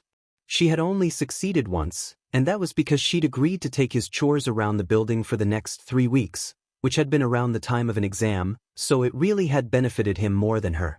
That night had ended with Kaminari accidentally frying the karaoke machine and his minimal involvement in anything. They already had an established group of friends. Inside jokes, stories to tell. That just wasn't supposed to be him. How could it? How could a murderer? You were always the closest to him. Considering we drifted apart, It was nice to know someone else was looking out for him. Huh. The blonde glanced up to the mention of him in Midoriya's reminiscing ramble of an explanation. Well, it's nice to have you here, man. Even if it was because of a villain. From all he'd come to learn and assume from the things Midoriya had told him about the alternate version of him, he'd imagined that it would reflect in the other's relationship with the rest of the class, not make him more popular. Yeah. It's nice to actually meet everyone all over again in some ways. It's disappointing that it had to be like this, but I'm still happy to kinda get a different point of view, Midoriya explained with a tilt of his head. It wasn't a picture as pretty as he likely imagined it. He needed to get back home. The elevator passed the second floor. I know it's a lot to take in. You were actually the first of Bakugou's friends to manage to have a friendship with both him and me. Which was odd. Bakugou didn't really like me hanging out with his friends once it got to middle school. Stop it. Katsuki's hand clenched in his pocket, but he willed away any excessive emotions from his features. It was then, for a moment, that ruby eyes met his, hopeful. It would only be cruel to ignite false hopes in them, so the moment ended just as quickly, in time for the elevator doors to slide open. Midoriya didn't know this place. He didn't know, so he couldn't point his internal flaring frustration at the male who had the audacity to look disappointed at the cut-short interaction. Midoriya didn't know that he was giving the other ideas that was better left gone and forgotten. Let's go, he spoke through his teeth and pulled the male along by his wrist, making the other yelp in surprise. Katsuki did everything for a reason. Why couldn't he see that? Maybe we'll talk more later then. Midoriya spoke over his shoulder as the distance between them and the reheat increased, even if they were going in the same direction. Katsuki found it justified in being responsible with the time-limited time they had left. The school building quickly came closer, and soon enough they'd reached its hallways. Bakugou! What? He bit back, regretting the tone as soon as it had left him because this was just something he would have to deal with. His responsibility. Alone. Did I do something wrong? Midoriya studied him as if walking on eggshells, and it was making him sick to his stomach. No, he replied without a moment to consider, making an effort to soften his voice. Why would you dash? Midoriya placed his hand on the wrist, which held his own other wrist in a tight grip, and rubbed it with his thumb. Sorry. Katsuki let go instantly, dreading that he'd accidentally hurt him. It's okay. I know you didn't mean it, he assured him and let go as well, so they could continue on ahead. I'm just wondering if there's something that's bothering you, you know? I'm fine. Oh. The other let his smile return after a moment as he spotted the giant door labeled. This is gonna be real awkward, isn't it? It'll be nice to meet Ida all over again, and Todoroki-kun. And Tsu, he chuckled and rubbed at the back of his neck. Katsuki was too late with speaking up. The classroom door was already open to reveal the room filled with classmates, still chatting amongst each other as Aizawa had yet to arrive. He should have told him. But with everything else on his mind. Soon enough the freckled male had gained the curious attention of them all, but Midoriya's eyes were stuck on two desks in particular. Two empty desks, with the exception of the vases on top of them, one with water lilies and the other with blue irises. 2 weeks had gone by since her meeting with Patches, and things had only seemed to go downhill since then for Katsuki. He hadn't been allowed to go outside for anything else than school, and considering his classmates he'd rather stay at home completely, but if he didn't get an A on the upcoming exam he could tell things would get worse, because he had no excuses to not study. He didn't know how, but it would. School had been at least fine before, when he had something to look forward to afterwards, but now. Mitsuki and Masaru had left for another weekend away for meetings with company sponsors an hour ago. He'd watched the taxi disappear around the street corner from his balcony. The rest of the hour he'd sat on his bed, completely still, listening to any indication that the whole trip just was a test, that they hadn't actually left and was just hiding. He was considering it, seeing him again. He'd talked himself into it and out of it at least twice around during this time. He really missed his friend. But could she had been talking about involving the cops? If he went now, how could she possibly know? The front and back door would send her a notification whenever they opened. Katsuki wearily glanced over to his balcony. He paused before getting up to his feet. It was possibly a stupid idea, but it could work. He opened the door again and glances over the railing. It was a wider tiled pathway beneath, a hard, very not good type of ground to fall down on formed the second floor. He slowly climbed over the railing stand with his back against it and took a slow breath in and out. The tiles could stand heat. He hadn't had many opportunities to train his quirk lately, but being airborne was something he'd looked into while researching different functionalities of his quirk. He'd just have to get away enough from the house wall. He readied his arms by his side. Air was all there was beneath the soles of his shoes. Then he used everything he got to dampen his fall. Katsuki had held his breath until he stood properly on the ground, which he just looked at before breaking out in big grin. He'd done it. He'd effing done it. Katsuki hurried over the lawn and over the fence, panting with excitement even when he knocked on the closed window. The man, a little more ragged than usual, opened up with a fond sigh. "Katsuki, she's gone for the weekend," he assured him. "She won't find out." Most of Patch's smile remained under the newly formed eye bags. "Being a responsible adult really isn't my thing. But this isn't a good idea, kid." Neither was jumping from the balcony. The blonde confessed and pressed his lips together before he continued. "I might need to borrow your ladder?" Patches shook his head to himself. "How am I not surprised? All right then, you can stay for a bit. But when I tell you it's time to go, that's what you'll do." Yeah, Katsuki agreed and climbed into the room that still was as much of a mess as its owner. Multiple new paintings filled the room, none of them depicting the colorful people. These didn't look like the ones he'd usually paint. The other male seemed to have taken notice to the slight furrow in his brow from his seat by the easel where he prepared for the painting. "I'm switching up my style a bit. To something the companies can have an easier time seeing themselves working with. It'll work this time around, I'm sure. Close those curtains, will you?" "Sure." Katsuki pulled the chair to the window again and took a seat with his hands in his lap. Patches got to work as soon as he'd settled. And every paint slide had them both pretend that everything was fine, if just for a while. For that moment the classroom could as well have been empty. Izuku stared at the two actually empty desks, each decorated with a vase of flowers. He felt tears threaten to spill from the corners of his eye, but he didn't allow them to. This must be some sort of cruel joke, right? Like those his classmates made in middle school? But if it was, Ida and Sue would sit right there. They were never ones to come to class late. Ida would never take his schooling lightly, especially with being class president and all. Bakugou was class president here, he reminded himself. That was what that file in his room had said. Ida and Sue wasn't here. They were dead, and it was his fault that... Izuku dash. Bakugou murmured next to him, close but not touching him.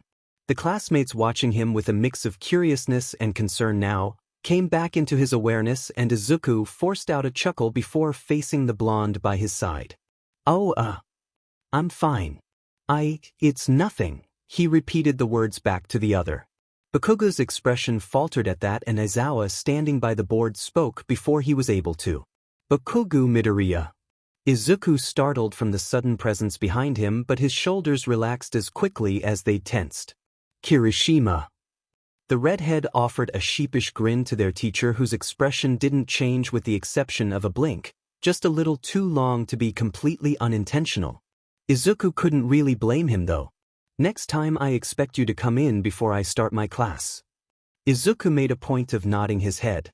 The deed did however go unnoticed by Aizawa as his eyes shifted over to the sea of students. Izuku was awkwardly fiddling with his hands as his eyes went to the spot where he usually sat, while avoiding eye contact with the ones seeking it from him. They couldn't be too far off from his friends, or at least they shouldn't be.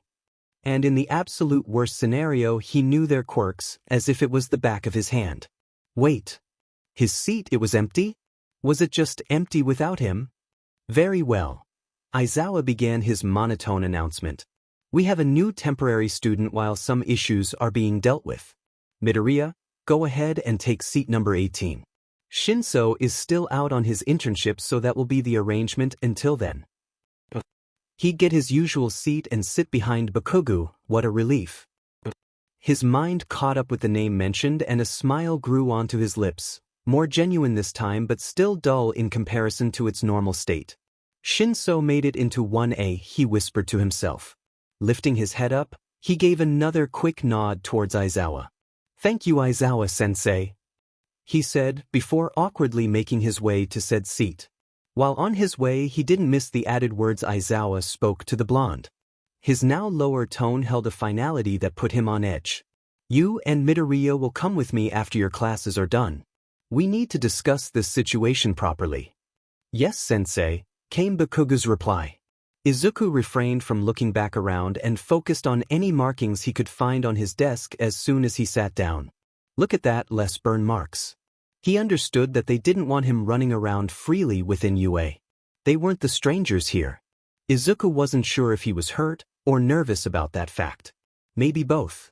Even so, he couldn't blame them. And even if he by some reason would find a good enough reason to do so, he wasn't sure if he'd be able to bring it up either. It was like his first day of UA all over again. Just existing within these walls had made him feel like an imposter, someone who wasn't supposed to be here. Like this, it wasn't hard to imagine that this was just another day, back home however far that now was. He would have greeted his friends, the ones that wasn't here, or the ones who were dead, and taken a seat at his desk to work on his analysis before class started. The blonde before him slumped down in his seat and hung up his bag on the hook at the side of his desk. Kaken would have turned around frowning and found a way to make him stop mumbling using his colorful vocabulary. Instead, before him he saw the identical image's corner of the mouth twitch to a smile. The other held out a notebook and pen past where he looked over his shoulder. Here, you can borrow these for now. Thank you, Bakugou. This wasn't at all like home. Being respectful for the moment, he went to the nearest blank page to start writing notes for the class, seeming to look more comfortable than a regular stranger would. Though, his mind was still in another place and the multiple eyes he could feel looking in his direction didn't help at all. Despite only having about half of the class's attention, Aizawa didn't waste any more time to start their lecture on the history of heroics. It was quite an out-of-body experience, knowing these people, but them having absolutely no clue who this green mop was. For now, he just took in a deep breath and tried to focus on the class at hand. So, he already started to quickly write things down as Aizawa spoke, adding his own little notes to the side occasionally as his thoughts decided to muddle a bit. The first hero licensing system, which I hope you all know by now, was put in place in Rhode Island in America. There, the Rhode Island New State Statute was put in place to define who qualified as the first official heroes. 182 individuals, at the time labeled as vigilantes, became defined as villains, whereof 7 of them qualified as heroes. What was the 2 primary factors that decided which vigilantes that qualified? Aizawa asked the class only to get a few stretched-up hands in response. Yaoyorozu. The girl in question stood up from her seat to answer the question. I believe it was based on quirk misuse and popular opinion. Aizawa nodded slowly, expecting nothing less by who probably even here was one of the top students in class. Izuku smiled a bit to himself, hearing Yaoyorozu's answer and jolting it down. The Rhode Island New State Statute was used to define what constitutes as a villain rather than a hero, with dependency on the public opinion to guarantee the public's safety and trust in the licensing system. Later in year 20XX, when more heroes began to adjust to fit the qualifications, the hero licenses was once again limited after criticism to the failing exclusivity of the hero title. This time only 10 heroes were selected to keep their license trough a yearly vote. This system was later applied in Japan as well and is now known as the Japanese Hero Billboard Chart, organized by the Heroes Public Safety Commission. Although newer laws have since then been put in motion to prevent heroes from being outvoted to the definition of a villain as a response to the crime increase of 20XX. Still, the Hero Billboard Chart remains useful to this day. Why is that? He asked again. Izuku paused for a moment and lightly tapped his finger on his chin. Why would it be useful? Well, considering that the rankings focus on the incident resolution rates. The short male muttered to himself before quickly putting his hand up with a burst of determination. Midoriya. Somehow, that sounded like a challenge. Izuku wasn't backing down, especially considering that this was about his favorite topic, heroes.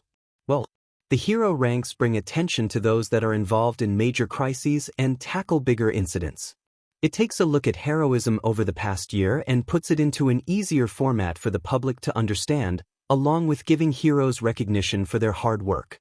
"You're correct, Midoriya," the raven-haired teacher replied with as much contentment as an unbothered expression could bring. In other words, it could be compared to praise of a teacher who had an optimistic view on life and got 8 hours of sleep. Seeming quite proud of himself, Izuku flashed a smile in response before continuing to listen. The hero rankings are now a tool for both the public, the heroes, and the Safety Commission to improve Japan's order and safety. The Safety Commission provides higher pay and recognition to the top-ranked heroes, which in turn makes more heroes work to achieve higher resolution rates and public support. With this, they then can expand and improve their agencies to perform more effective work.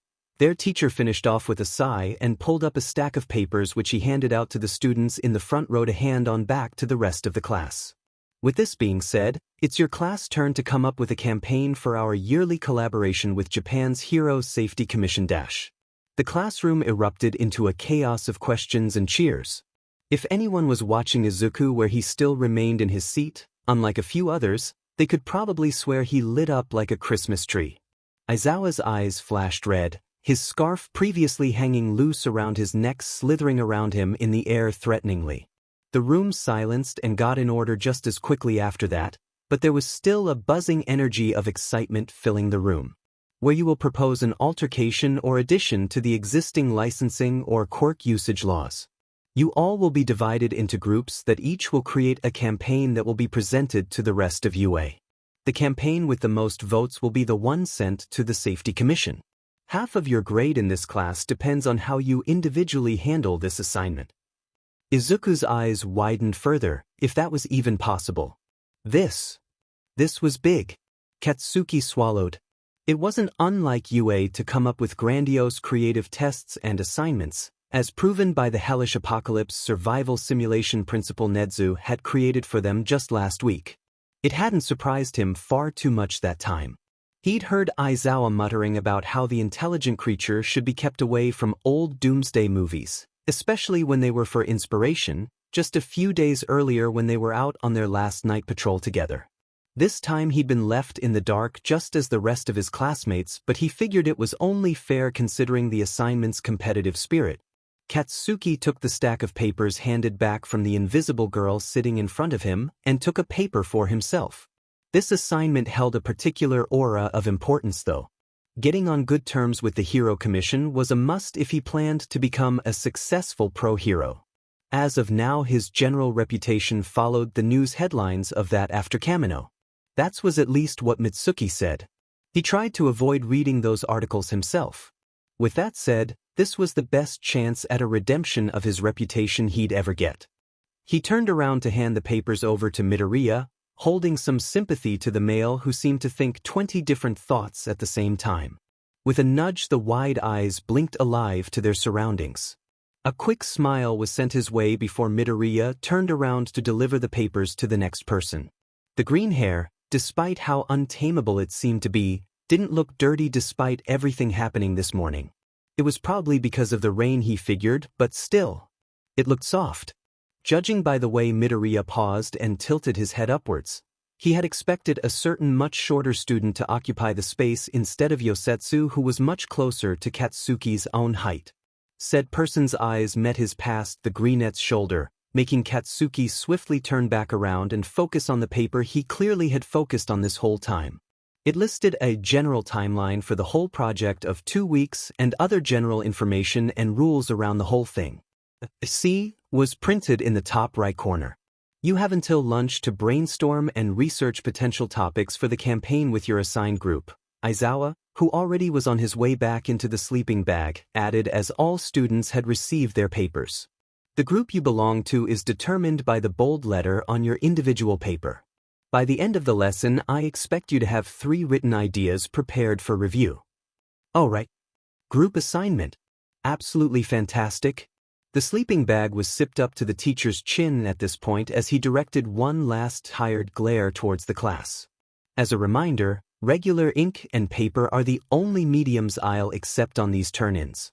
No collages, no invisible ink, and no glitter.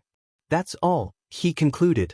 Hey, Bakugou? Katsuki turned back towards the voice to see Midoriya holding up the very same paper he had, a bold T printed on it as well. He looked nothing less than excited. I think we're in the same group. If the papers, and thereby groups, hadn't been taken at random, he would be very suspicious of Aizawa right now. Katsuki had a good feeling that Midoriya would make a good addition to the group, but the underlying problem was if he actually would stay long enough to be there to finish the whole campaign with the rest of them, whoever they now were. Surely it couldn't be too bad. Hey, who else got a C? He heard the cheery voice trough the rest of the classroom's chatter that unmistakably belonged to Ashido, Kirishima's friend. She was energetic, but he'd never seen her show the same enthusiasm toward schoolwork. Okay, great. Surely the others would make up for. No way. We're buddies. Katsuki close to winced hearing Kaminari reply and stepped towards them. We're on Team C, me and Bakugou, Midoriya spoke up in turn. Please let them be a group of 5. Please let them be a group of... I'm with you guys. Katsuki looked up to be greeted by a sharp-toothed grin in his direction. Kirishima. While already sensing some need of secrecy between the groups to get their ideas fro themselves, 2 other groups had gotten permission to move to another place to brainstorm. The groups left were Group C and Group D, consisting of Jairu, Sato, Koda, Ajuru and Shoji. It was a group he would need to keep an eye on for sure, as he remembered all of them ending up somewhere in the middle rankings of the midterm exam. They had, however, quickly come into the topic of mutation quirks, which mostly all of them had with the exception of Sato, so if his group avoided that topic there surely wouldn't be any conflict. Katsuki couldn't help but worry about the 2 other groups with the vice-class president Yaoyorozu and Todoroki though. The 3 of them had been competing within the top 3 rankings ever since they started. He knew for a fact that Todoroki had similar expectations from his father, the hero Endeavor, as he did from his mother. All it took was that one glare from the male before he left the classroom. It was a declaration of war if he'd ever seen one. Looking over his own group who'd ended up around the desks of his own seat, he wasn't as confident. Mina was leaning back in her chair in a balance act as she'd ended up in a conversation with the electric user Kaminari, who sat upon the desk just next to Katsuki's. The topic they currently discussed was video games. And he was slowly luring Kirishima in. I'm just saying, I think you'd really like it. I'm planning on going out to buy it after school, so you can get your mind of that thing. You can come along if you'd like. Sorry bro, I'm behind in English so I'm a bit busy today. Same dude, but I mean dash. Can we focus? Katsuki spoke through his teeth, efficiently quieting them. The group wasn't completely silent, he realized, because Midoriya was muttering up a FING storm to the point that literal words could probably be seen coming out of him, occasionally tapping his chin with his finger. Thank Kami, it seemed to be on topic with the assignment, at least from what he could hear of it. By the sound of it, he definitely had competition when it came to knowledge about heroes, as proven by how easily the other had answered Aizawa-sensei's question earlier. Katsuki reached his hand out towards Midoriya to lightly tap him twice on the other's forehead with his finger. Midoriya, do you got something? The male snapped out of it at that, and he instantly glancing towards the blonde like a clueless puppy. It took him a while to process the question and what happened, but soon his cheeks flushed, eyes widening a bit. Oh, yeah, I do. I must have been muttering. Sorry. I can't control it, he said awkwardly, rubbing the back of his neck. It's fine, Katsuki assured him. It wasn't as annoying as the other chatter, and he was actually working. Even so, he took a quick glance towards Aizawa. He was a man that treasured his sleep as much as his salary, so accidentally waking him up might not be the best thing, especially after he'd mentioned that important talk they were supposed to have later about Midoriya. He wasn't directly looking forward to it. He already had too much to deal with, but he'd manage, somehow. Well, back at home I have around 13 notebooks all about pro heroes. So you could say I'm a huge fan, he bashfully admitted. That was many notes on heroes. That was a lot of useful information. Kaminari apparently saw that as a good moment to add in. Wow, that's like a lot. Do you got something on Aizawa? I'd like to dash. Katsuki sent him another glare to keep high in line. He nodded for Midoriya to continue. But I was thinking maybe we could go with quirk usage regulations? I think there's a lot that could be done as it doesn't take certain exceptions into consideration when dash. No, he said firmly to stop him from saying anything more because it hurt, because he knew exactly what he was referring to, who those exceptions were. Because he knew he couldn't risk it with this much at stake. What? Come on, Blasty, Mina spoke up, now sitting at least somewhat normally in the chair. Yeah, that sounds kinda good. There's no way we'll get something like that approved by the commission, let alone UA. We should go with something that improves hero work efficiency if we want to win for sure, he insisted. He couldn't read Midoriya's expression. He was still smiling, but it was stiff and had him quiet in the wrong way. Katsuki's hand felt cold against his sweaty forehead. But that will take so long, Kaminari whined. This campaign could be nothing but absolutely perfect. I was hoping we could do a sleepover. You know, bonding for the group, Kirishima said, in addition to Kaminari. He can't let them believe that they're friends. They need to stay away. Katsuki was hyper-aware of the notification that vibrated for his pocket, and suddenly the classroom felt too cramped yet far too distant from everything that was him. Can't we do something with the provisional licensing instead? It sounds way easier. This was too much. No, he wasn't enough. Never effing enough. Hey, Bakugou, are you dash? Pretty please? Katsuki-kun? Katsu-chan? Kaken? The piercing sound of the bell drowned out everything. And suddenly he was up on his feet, running away from anything that was right there. Why did he have to be so weak? Izuku could do nothing but watch as Bakugou flew up from his seat as the bell called out for their lunch break. At first he'd thought he was just annoyed with the rest of their group considering the noticeable difference in work ethic.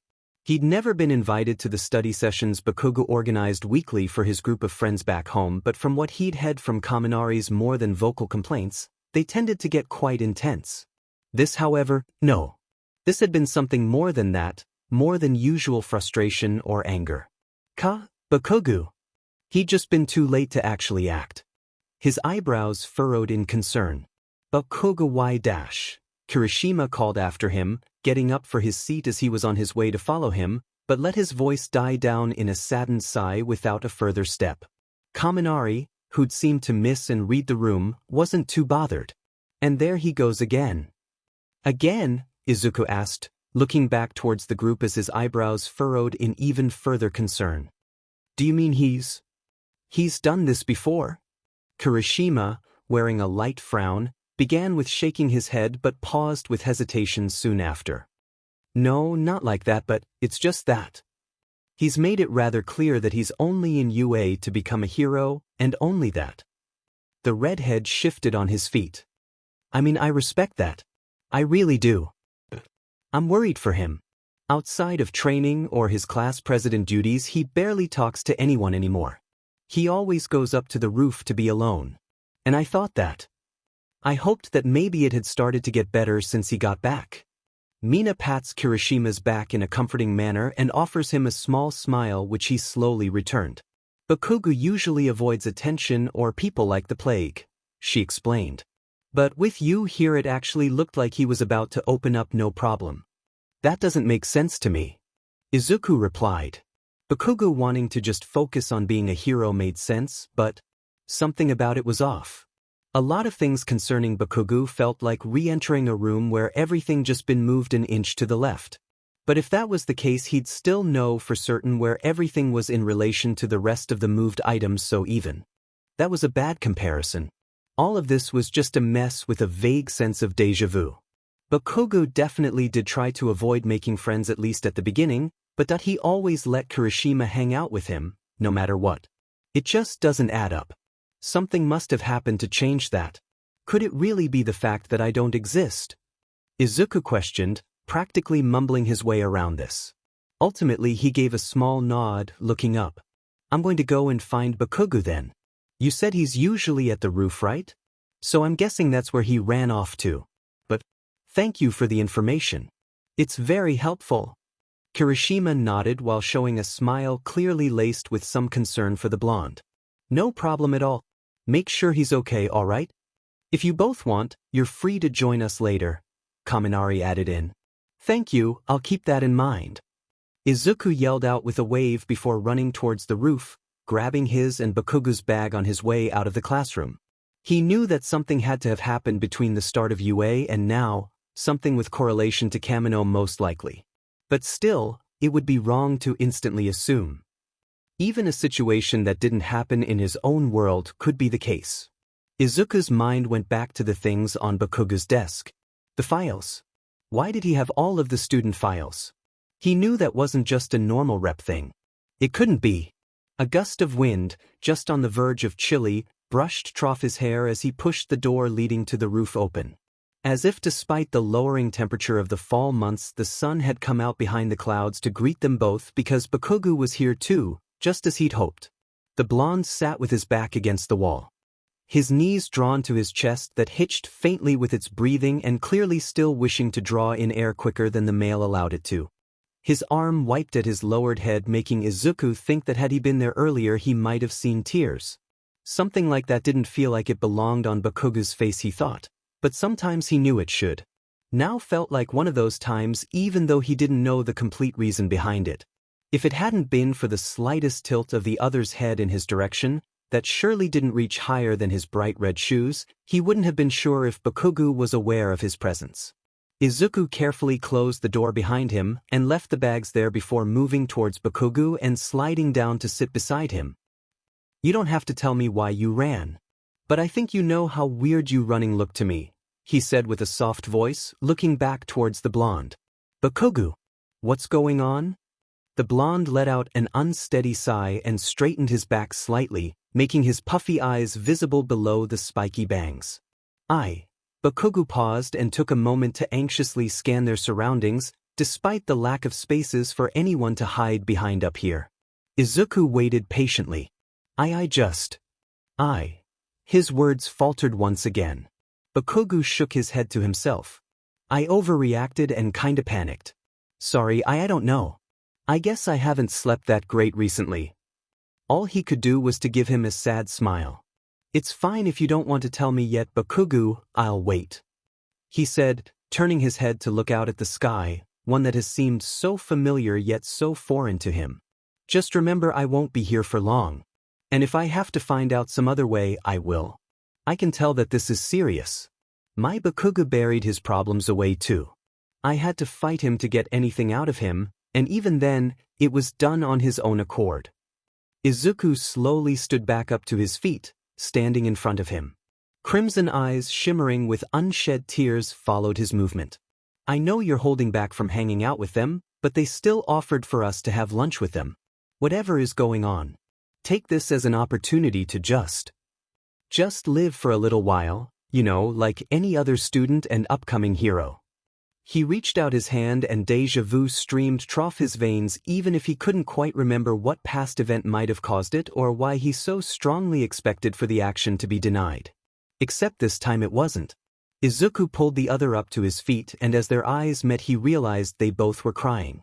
They stayed like that, and instead of letting his hand go, Bakugou only held on to it tighter. He gripped back. But I'm not. It's better if I'm not. The way the sun hit the blonde almost made his tears look angelic, in some type of morbid way. Izuku wanted so badly to protest against Bakugou's mumbled statement, the words were on the tip of his tongue, but he knew if he interrupted he'd maybe never get the answers he needed. Something like this was not to be taken for granted. If they just didn't care.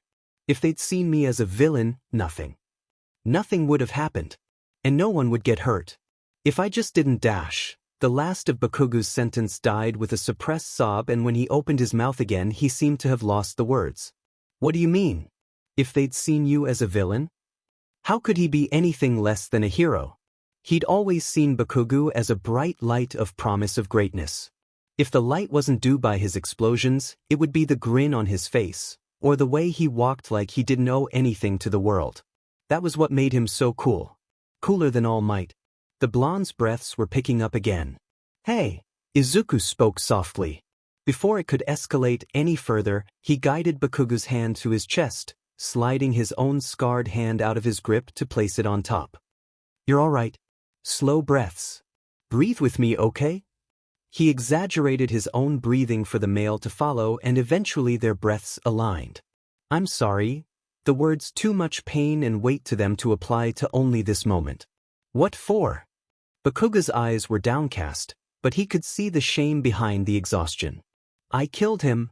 Those words shouldn't leave him relaxed, but they did, because he recognized them. He remembered hearing something similar from when they fought at Ground Beta, from when Bakugou finally let his frustrations out and revealed his guilt around the retirement of the former #1 hero that his rescue had caused. Izuku gave Min a sad smile, shaking his head a bit. Bakugou, you didn't end All Might. I know it's hard to believe. I don't think I can tell you why I know it wasn't your fault. But it wasn't. He was already growing weak. Retirement was bound to happen and dash. Bakugou's hand retreated from his chest as if it had burned him and wrapped his arms around himself, nails digging into his upper arms. You don't get it, he cried out, making Izuku flinch back in turn. The blonde didn't notice, and neither did Izuku through the murky dread that latched itself to his mind even before the words were spoken. He's dead. No, that couldn't be right. All Might is dead and it's all my fault. They had managed to fight Nighteyes' vision. He'd survived. The incident at Kamino wasn't the battle the vision had foretold about. It couldn't be. It wasn't. They should see me as a villain. That's not true. I know you're not. Even here. If you were a villain, why would you bother helping me back at the park? Bakugou scoffed. Well, maybe I was just using you to get those FING hero notebooks. You're lying, Izuku sniffled. The blonde took a step forward, and the sudden sound of explosions, the smell of smoke, made Izuku whimper and cover in on himself as he fell back to the ground. His heart was hammering in his chest. Stay quiet, so they can't use your words against you. Make yourself a small target. Maybe you're failing to see how much of an a-hole the other me is, how much I am. He's been hurting you so much, so why would I be any different? Why would you think of me any differently? You're obsessed with a lie because you're too weak to admit he never was your friend. I have blinded someone with my quirk. I have destroyed the symbol of peace. Look me in the eye and say that that's the actions of a hero. He couldn't. He really couldn't. And somehow that hurt more. All they had done that day was to give him a 3-week suspension. Any more than that and Aldra would draw too much detention, destroy the image the principal held so dearly. Mitsuki, holding equal ideals around her own image, hadn't even bothered to show up. She talked to the principal over the phone in an equally sickeningly sweet tone, but she hadn't spoken to him. Sometimes he wondered if they just had hated him a bit more, that all of it wouldn't have happened, if they'd just let him leave completely. Still, the school let its students know it was all fine and taken care of the very same day. It didn't matter that 3 hours later Katsuki still couldn't escape the smell of burning flesh in the school showers. The water wasn't persistent enough to get rid of what his quirk created, only the red it had caused. The water was only leaking from the shower head, or so he told himself as he wished he'd brought those specialized cleaning chemicals to drench himself in. To let it burn away everything that was him. To let the hazy but fresh memory of peeling flesh and a tortured scream to just go away. Kaken. The words were drawn out in a sing-song manner and echoed against the tiled walls. There was no joy in that tone.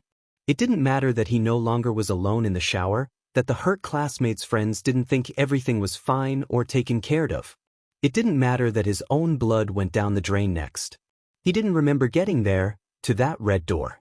Katsuki wasn't even sure if he'd knocked, but the door flew open anyway. Patches was speaking to him, but Katsuki was barely there to begin with to hear what he said. But that was okay. He was safe. It's fine if you don't want to tell me yet, Bakugou, I'll wait. Midoriya's smile wasn't supposed to be like that. Those eyes penetrated his skin, prodded in his brain, but he welcomed him in, didn't break eye contact. Instead, Midoriya was the first one to do so. Just remember, I won't be here for long. And if I have to find out some other way, I will. I can tell that this is serious. My Bakugou buried his problems away too. I had to fight him to get anything out of him, and even then, it was done on his own accord. Every word he spoke felt forbidden past that point. It felt so good to be seen.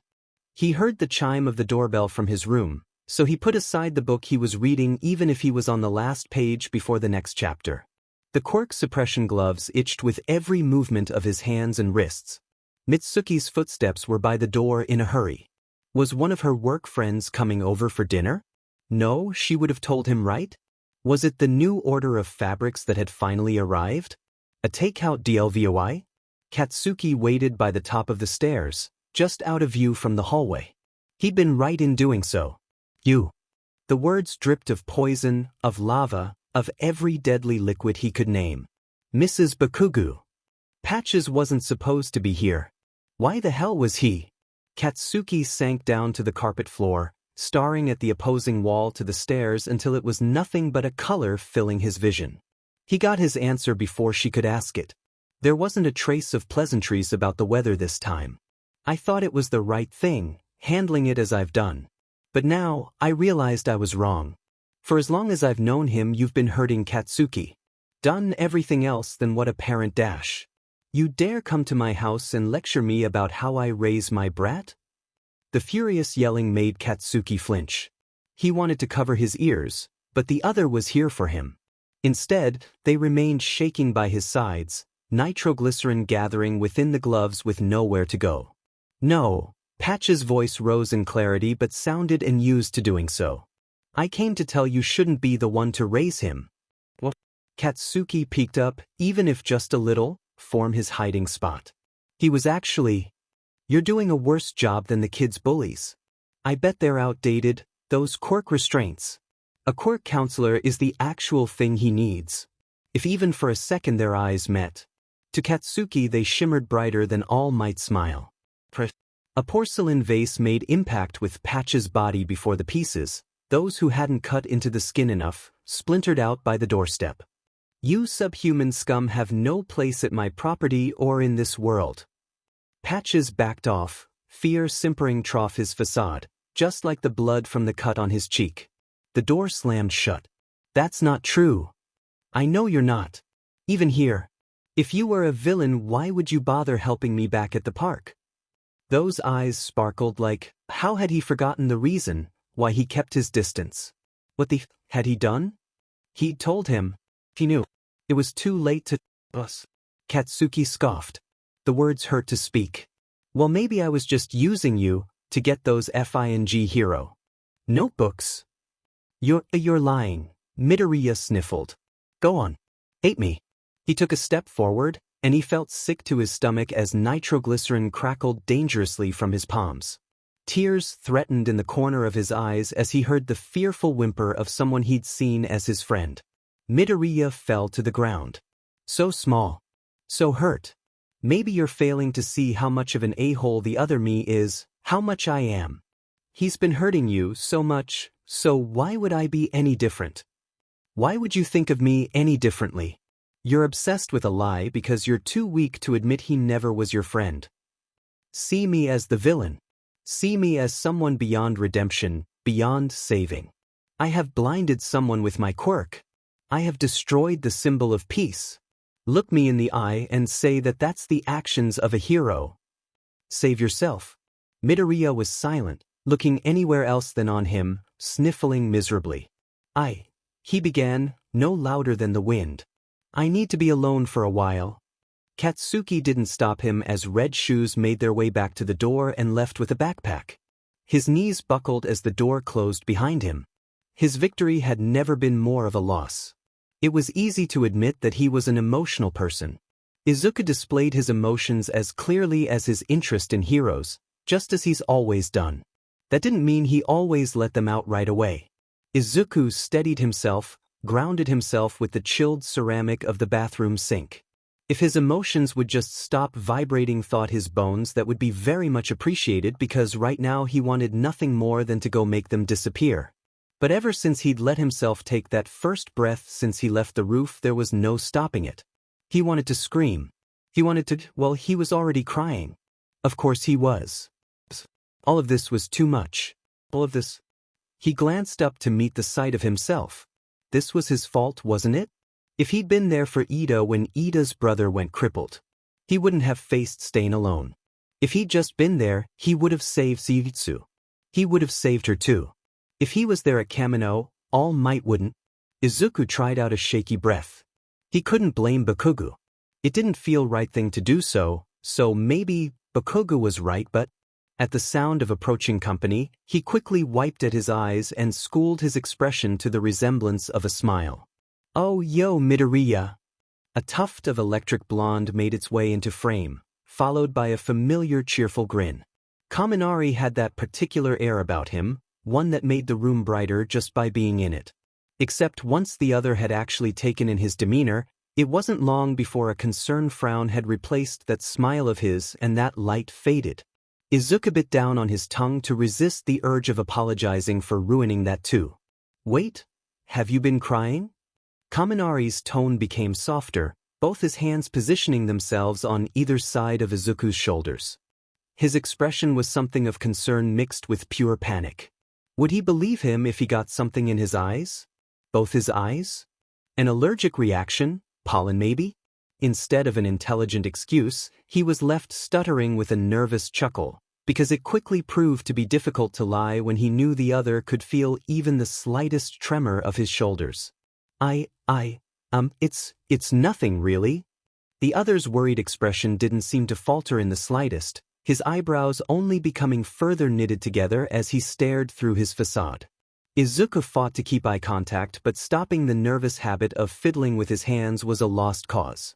Come on, I know we don't really know each other all that well, but I don't like seeing people upset. So, do you want to talk about it? Oh, or I could try to cheer you up, Kaminari suggested, wearing a smile again, though it didn't quite reach his eyes. He was right. It was rare that they talked even in his universe. Izuku had never had anything against Kaminari, in fact. He seemed to be that kind of friend she's wished to have in middle school. He was primarily one of Bakugou's friends there, as much as the former would argue against it. It had never ended well when he got close to the other's friends in the past. But now, that wasn't the case. And he really needed someone to talk to. Izuku's attempt at masking his worries washed away with a new onset of tears and was replaced with something more real. Thank you, he sniffled. Izuku paused. What could he say without disrespecting Bakugou's privacy? Let's just say I got into an argument with Bakugou. An argument? What kind of argument? Kaminari questioned and made a short walk to one of the bathroom walls, leaning against it. I guess I shouldn't be surprised. That guy never lets anyone get close to him. But you guys seemed really close. So, what happened? You don't have to tell me everything, just a summary. Izuku shook his head. It's not my place to say. No matter if Bakugou would ever want to talk with him again or not, it was dumb to throw away the trust Bakugou had given when confiding in him about all those things he said. All Might. Everyone else. He shifted on his feet. If it's all right, I'd rather talk about something else. Before you talked about a video game? Oh yeah. He grinned brightly, slamming his fist into the palm of his hand. There's this new game that just came out. It's this really in-depth fighting game and it looks so cool. Izuku was grateful that Kaminari seemed to understand the drawn boundary in that moment. From the interactions he'd seen with Kaminari and his friends, he had expected him to be, and he meant this in the nicest way possible, more touchy and invasive? They even added some pro-heroes to make appearances. I was planning on getting it after school today. Kaminari took a pause, before his whole face lit up. You should join me. We can play together after. Really? Izuku's head perked up, a smile carefully gracing his lips. I never really heard about the game back home, he admitted. Well, I don't game that much myself, but I would have heard news about it in the hero forums. Unless it's not that popular? But it should be. I mean, if they've really gone in depth in the fighting styles and special moves of the pro heroes, they must have gotten good material to use as reference, maybe from the pro hero themselves. If so, you could He was rambling again, Izuku realized, and promptly pressed his lips together to stop before letting out a small apology. When checking for Kaminari's reaction, he was once again surprised. He didn't seem to show the slightest bit of annoyance, instead just grinning wider from ear to ear. "Ah, I was excited to see what you had in mind. What, do you think that you could figure out pro heroes' strats from the game just by watching their moves?" Kaminari actually wanted to know, was asking him about his theories. His face suddenly felt very warm, and he was sure it was excitement and not his quirk that was buzzing through his veins. He checked. Soon enough the other's arm had slung over his shoulder. "Why don't you tell me about it while we walk?" "Really?" he squeaked out again, even if the answer was clear as day. All the words wanted to get out at the same time, and they were not building coherent sentences. They were already out of the bathroom as he finally collected himself. "Wise. It's possible for a real comparison because you can set up any pro-hero character against the same scenario. Some heroes, like Kamui Woods and Eraserhead, are hard to compare because of things like the differences between Spotlight and Underground Heroics because they require different types of techniques for efficiency, even if Eraser's Capture Scarf in theory could mimic some of Kamui's moves with the 3 branches in terms of binding capabilities. I wonder if Kamui's moves are more reliant on space and if fireproof versus non-fireproof plays a role in their preferred fighting range." "Whoa, I would have never thought about that. Maybe the game has some info on it. Imagine if they actually asked the pro heroes.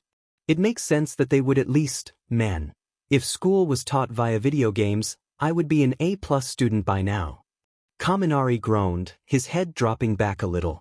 Izuku studied Kaminari with a tilt of his head, previous tears long forgotten. This felt. No part of him was on edge at the moment, not even unconsciously, like at the sight of those crimson eyes. Maybe he was a little unsure if he was getting too off topic from the game for Kaminari's interest, but before he even considered asking, the others spoke up first. "Yeah, you know what? I think we'll get along just fine while you're here. You're pretty cool, you know." Izuku's hand had returned, scratching at the back of his neck. "Cool?" It was an adjective he'd rather use for people like Kakin, and either way, they weren't here in the slowly filling up corridor, and he was. And Kaminari was talking about him. I don't know about that, you're much cooler than me," he deflected. And suddenly those red eyes were right there, making him want to jump out of his own skin, but he didn't. Instead, he froze right there by the door to the boys' changing room. "This, Izuku. This right here is why you don't let your guard down at school." He could feel Kaminari pull him just slightly closer as his eyes locked themselves on the other blonde who eyed both of them for a short moment. Then Bakugou handed him one of the suitcases he was holding and folded pair of clothes with a short huff. It was the standard UA training uniform and his support gear. Right? His hero costume needed to be repaired. Thanks," Izuku said quietly and got out of Kaminari's hold and went for the door. "Thank you again for earlier, Kaminari," he added in a mumble before the door closed behind him. It all would have been easier if their previous interaction had been the last of it. In fact, a lot of Katsuki's problems would have been easier to handle if their end were abrupt and didn't linger in the back of his mind and in alleyway corners. As much as it was tempting, he couldn't avoid Midoriya. He was Katsuki's responsibility, and he didn't need to be more than that. It was fine. He was fine. Breathe in. Breathe out. While heading to the changing rooms, Katsuki checked the size tag on the gym uniform he held in his arms. Considering that his hands were full with his and Midoriya's support gear, the motion was made awkward. Recovery Girl had already assured him it should be the same size as the school uniform. That one had fit well, hadn't it? Or had Midoriya just lied to please? It sounded like a thing he would do. I don't know about that, you're much cooler than me." Katsuki looked up towards the voice. It was both a curse and a blessing that it belonged to the male he was looking for. Kaminari had his arm casually hung over Midoriya's shoulder, shoulders that weren't tense but relaxed as they both talked. Why did his chest tighten at the sight, as if it was that he gripped onto, squeezed, instead of the suitcase handles? Kaminari was just being his usual self. Midoriya's eyes met his, and that glisten in them that had been there just a second ago hid itself beneath a layer of caution and fear. The lax shoulders went up like a second layer of the barrier between them. To finish it all off, Kaminari drew himself closer to Midoriya. Katsuki wanted to speak out every flaw he could spot in the other blonde, but he didn't. He held his tongue because Midoriya had the right to make friends. This is what he wanted, right? Katsuki handed Midoriya his belongings and borrowed items with a short huff. Nothing more, nothing less. Thanks. It was difficult to find the sincerity beneath the nerves, but he knew it to be there. Thank you again for earlier, Kaminari. Midoriya added, and suddenly it was only him and Kaminari left there in the hallway.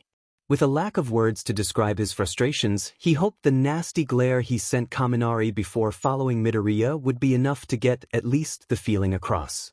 When Katsuki is sliding the buttoned-up shirt off his back, he knows Midoriya eyes his injuries because most of his classmates used to do it too. At least the others seem to take part of the silent agreement not to comment on it.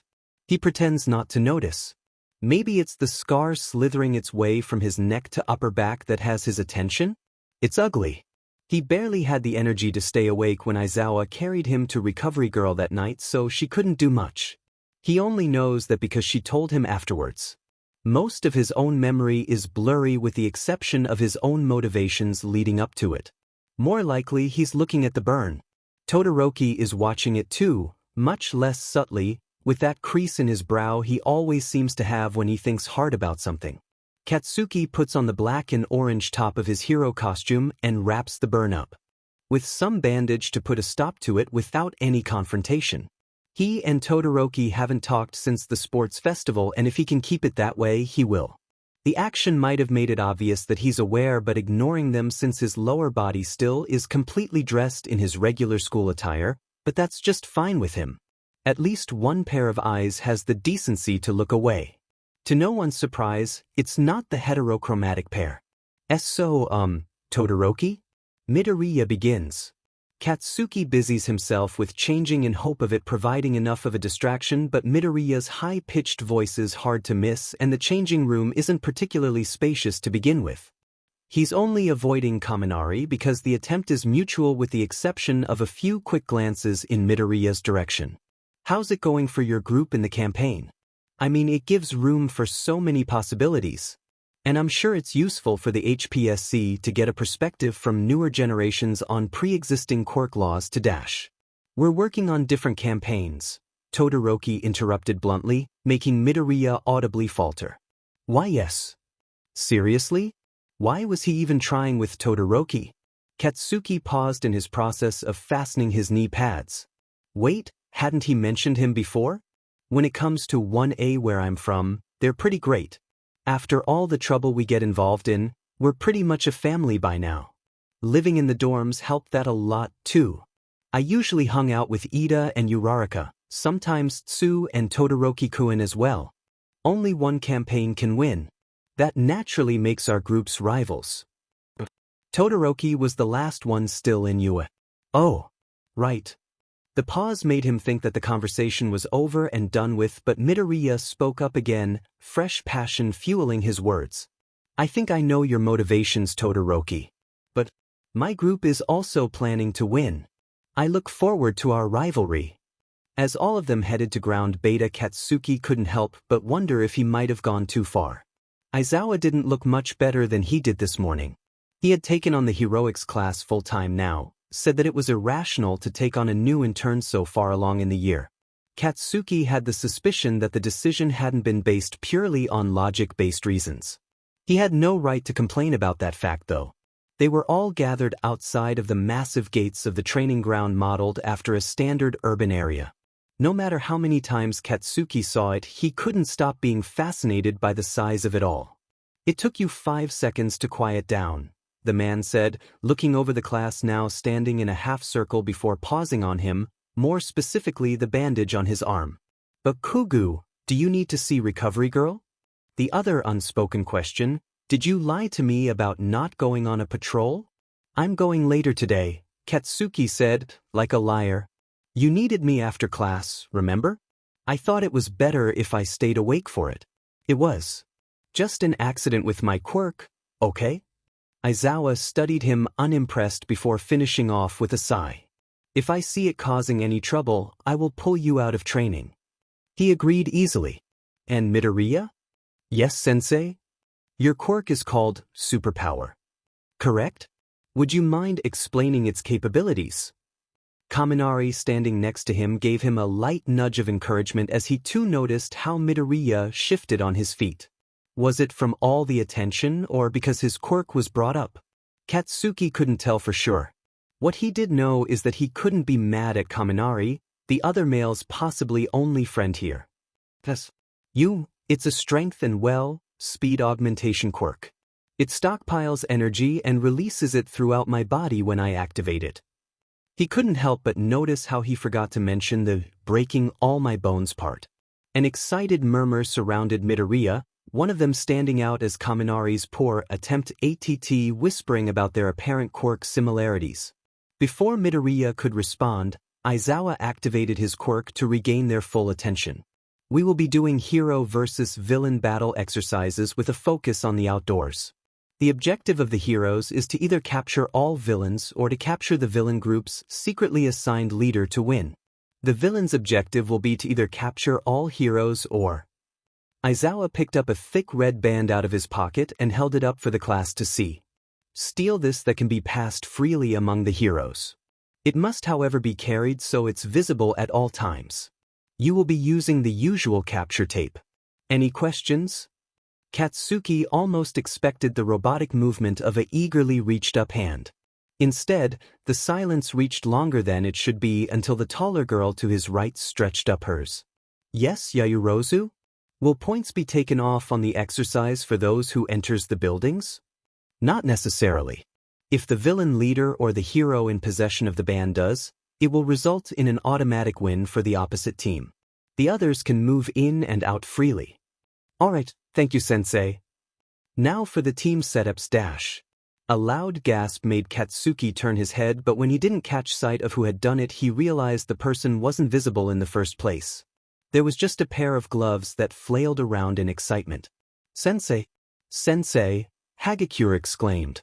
Why don't we use our campaign groups for the teams? It'd be a great team-building exercise too. Izuku paled at Hagakure's suggestion, but no one else than Kaminari and Bakugou seemed to have taken notice by how the others supported the idea with lively chatter. Don't get him wrong, it was relieving to not to have to go up against Bakugou, but being on the same team required communication which he right now wasn't so keen on to begin with. The thing was, he was uncertain it would work out even if he tried. Aizawa had mentioned that the blonde lacked in his teamwork, so his anxious thoughts brought him right to the practical part of their end-of-term test against All Might. He sighed, trying his best to calm his nerves. It always circled back to All Might with the both of them. Didn't it? Are you sure you're up for it? Kaminari asked him lowly. Huh. The other tilted his head with a smile, but the concern was clear in his tone. I'm sure Aizawa could switch up our group if we just asked. Oh, there's no need.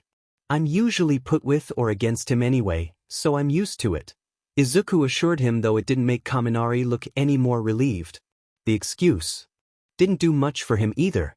When he looked back up to Aizawa again, he noticed the usual box of ball for taking lots in his hand. In the first match we have the heroes as the first ball with its imprinted bold letter was pulled out. Group A. Todoroki straightened his posture as the group's seemingly elected leader. Hagakure skipped her way over to the heterochromatic male's side, and Siro and Owaze soon joined them. Todoroki looked unbothered, present in the sense of the assignment but closed off to much else. Izuku wondered, had he opened up to anyone at all without him? Did he have any friends, or were he too set in not making any? Was he alone, hurting still?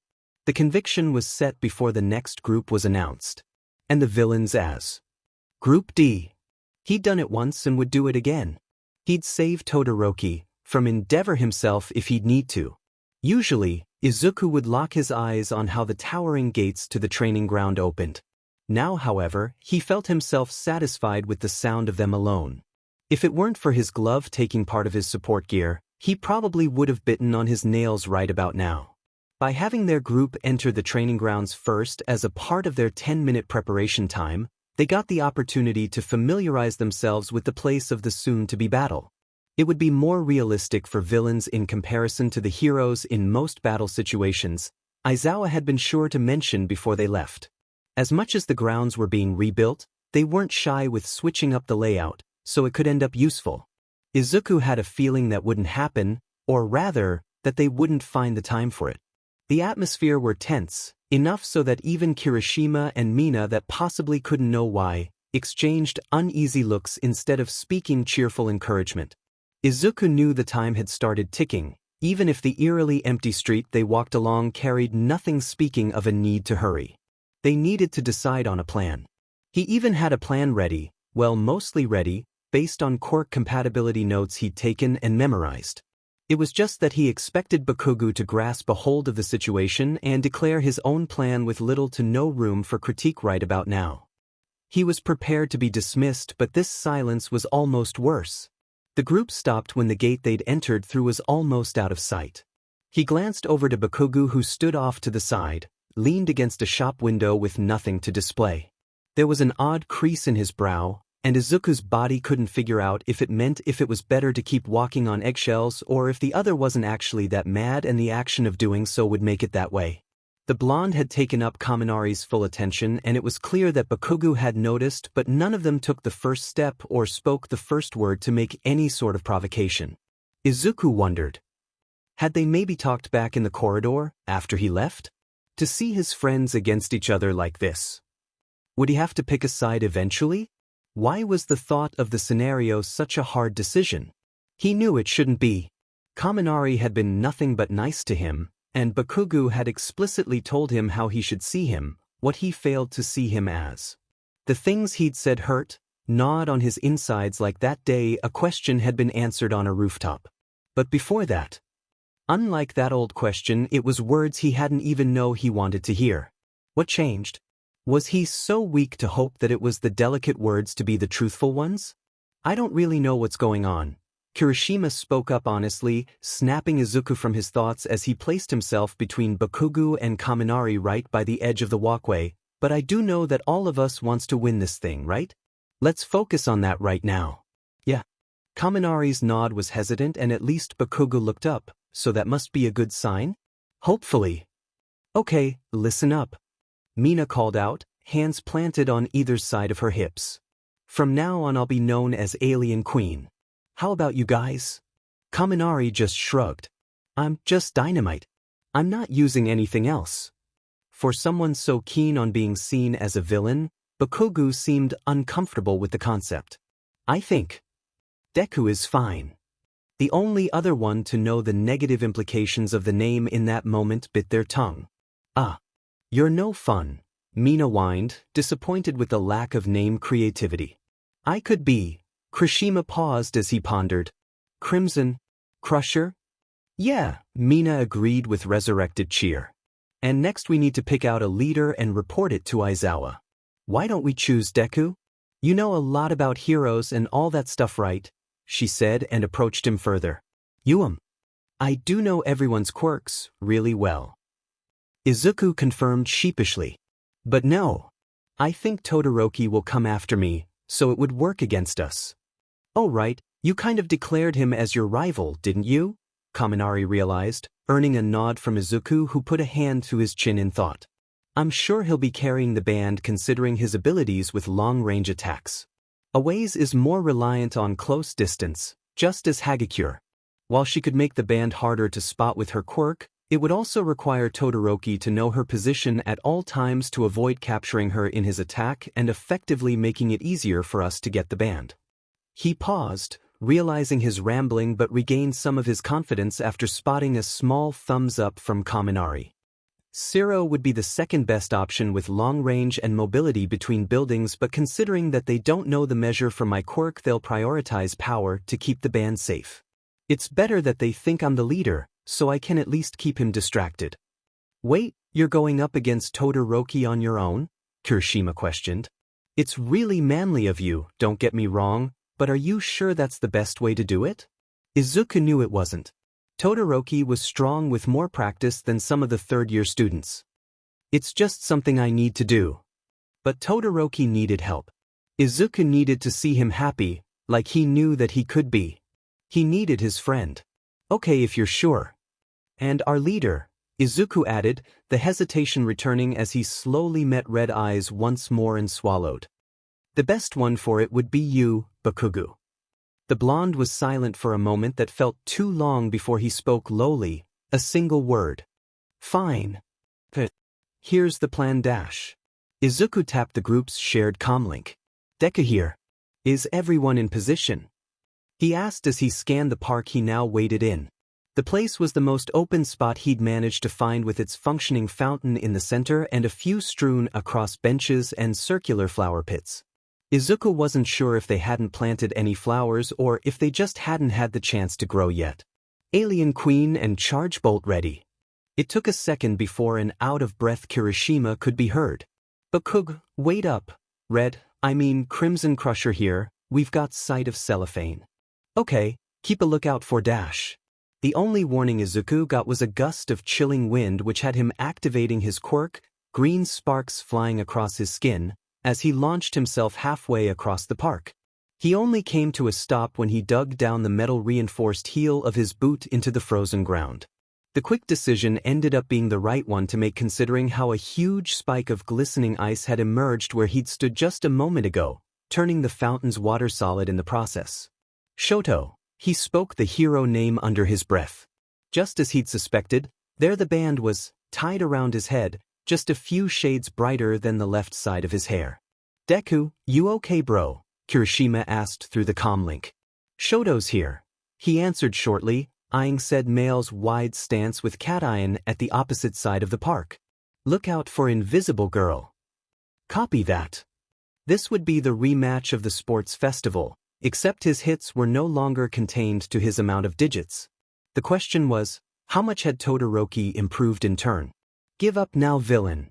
The other spoke with monotone authority. Izuku rushed straight ahead for the hero instead of a verbal reply, one for all's energy sharpening his determination. Then so be it. As Midoriya began revealing his plans and ideas around the exercise, Katsuki thought himself see a glimpse into the other's future as a pro-hero, because of the passion seeping into the words. He knew it wasn't by chance but continuous and hard practice. Still, the air about him spoke of a future much different from the name he'd chosen for himself. Deku here. Is everyone in position? Meanwhile, he didn't even have to pretend to fit his assigned role as a villain. Katsuki was hurting people. People who didn't deserve it. He let his blasts carry him from rooftop to rooftop, making sure not to get far too high up in the air to keep out of sight. Usually, that wouldn't do him much good. Explosions were noticeable no matter if you saw them or not. But now Hatsum had given him the second prototype of the Grenade Gauntlet silencers. In usual Hatsum fashion, the first one had exploded, and not in the way it was supposed to. Either way, the gauntlets had at least improved his element of surprise, at the cost of lower explosion velocity. Alien Queen and Charge Bolt ready. The familiar environment should have brought Katsuki the breath of fresh air that he needed, brought him control. It didn't. It just left more room for his thoughts. Distance meant safety. It always had and always would be, or at least Katsuki had thought so. He had forgotten himself this morning, gotten so caught up in having someone understand, seeing a vague reflection of himself in someone he could actually save. If Midoriya hated him, did care about him, he would keep himself out of his dangerous secrets. Midoriya did care. He cared so much about everyone, no matter the positive or negative association. The only times Katsuki had seen the other hurting was when he was pushing him away, so was his reasoning really justified? Helping Midoriya encompassed more than just bringing him home. He needed a friend. Instead, Katsuki had kicked Midoriya when he was down and left him alone. Katsuki hugged the pillow to his chest below his bed and listened in on the sounds from downstairs. Only murmuring from the radio and the splashing of Dad cleaning the dishes could be heard. Not a sound from the hallway. Patches would come back and ring the doorbell any day now, any minute. He would come in and stand right back up against her. It didn't matter that he didn't have a quirk like All Might's or any of the other heroes because Patches would come here, for him. He'd put his all into it and save him. Maybe he'd bring someone to help? Maybe Katsuki could go live with him? Yeah. He could sleep in the corner of the living room. The paint smell wasn't that bad. He didn't really mind it actually. If he did the cooking and cleaning, Patches would even get more time to focus on his work. The wooden floor was no soft place to sit, but Katsuki didn't move. The doorbell could be ringing any minute now. His feet came to an abrupt stop on the building, one boot dipping its tip past the elevated edge. The slightest moment of hesitation that had come with the realization lost him the speed to travel over the wider street 4 floors below. Faraway asphalt and brick pathways. Katsuki knew that fleeting feeling of control shouldn't have stood out as much as it did then. He took a step back, even if it was out of practice spite. But had he not looked down, he wouldn't have noticed it, the string of tape launching itself and sticking around a lamppost, followed by one of his targets swinging past. It took a second before an out-of-breath Kirishima could be heard from the lower building next to him. "Bakugou, wait up. Crimson Crusher here, we've got sight of cellophane." Katsuki gritted his teeth and glanced down at the redhead in agitation for giving away their positions so freely before looking back over to the tape slinger. Cellophane began heading towards him through a swift turn. He swung himself a full lap around and above a lamppost, twisting his body midair to right himself like a cat. "I've got 2 villains by the southeast road cross," Cellophane reported. Katsuki didn't fully pay attention to how Midoriya's cut off or Kirishima's question as he made a quick scan of his approaching opponent. No red band, only confirming Deku's idea that it was in Todoroki's possession. He dodged Cellophane's strings of tape with a blast, taking a smoke grenade from his belt. It took his place while he with another blast moved to get in an attack from behind, forcing the other to land on the roof with a yelp. With him distracted, Katsuki let himself fall down past the building's edge, out of sight, to grasp onto the bulging window frame right below, and pain radiated through his shoulder and grew down to his burn from carrying the sudden weight. One hand slipped but he held on. Todoroki's attacks could be heard in a distance, followed by a chilled wind blowing past. "It doesn't hurt, you're fine." Katsuki focused on his breathing, forcing his expression to be nothing else than focused. If he wasn't fine, he wouldn't win this, and losing wasn't an option. "We've got Wielder and Invisible Girl on our slippery tail," Kaminari called into the mic. And with an audible grin he spoke through the increasingly static sound quality, "And here we go. Combo move, zap and slide." The sound cut off. Katsuki knew Kirishima to be climbing the fire escape on the building's side. This move would force Cellophane to put his focus on one of them despite having the high ground while also giving Kirishima the time to climb up. Coughing was heard from above him. "Not yet." Katsuki's other hand, sweaty against polished stone, slowly began to slip as well. Footsteps coming closer.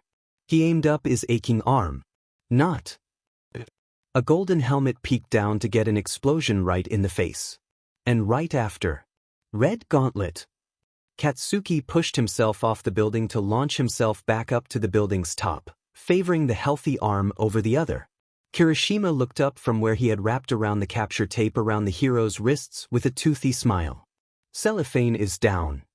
Charge bolt too, but," Mina added, pausing for what surely was an acrobatic attack, "he got Invisible Girl trough my acid before Wielder grounded him. They don't have the band." "So Shoto do have it," Katsuki muttered, clenching and unclenching his fist to avoid rubbing at his shoulder. And speaking of Todoroki, Midoriya had been strangely quiet since this whole thing started. He activated his own comlink, only to see yet another tip of an ice spike towards the ground center, where the park Midoriya had mentioned should be. They were still fighting? He swallowed down the unease.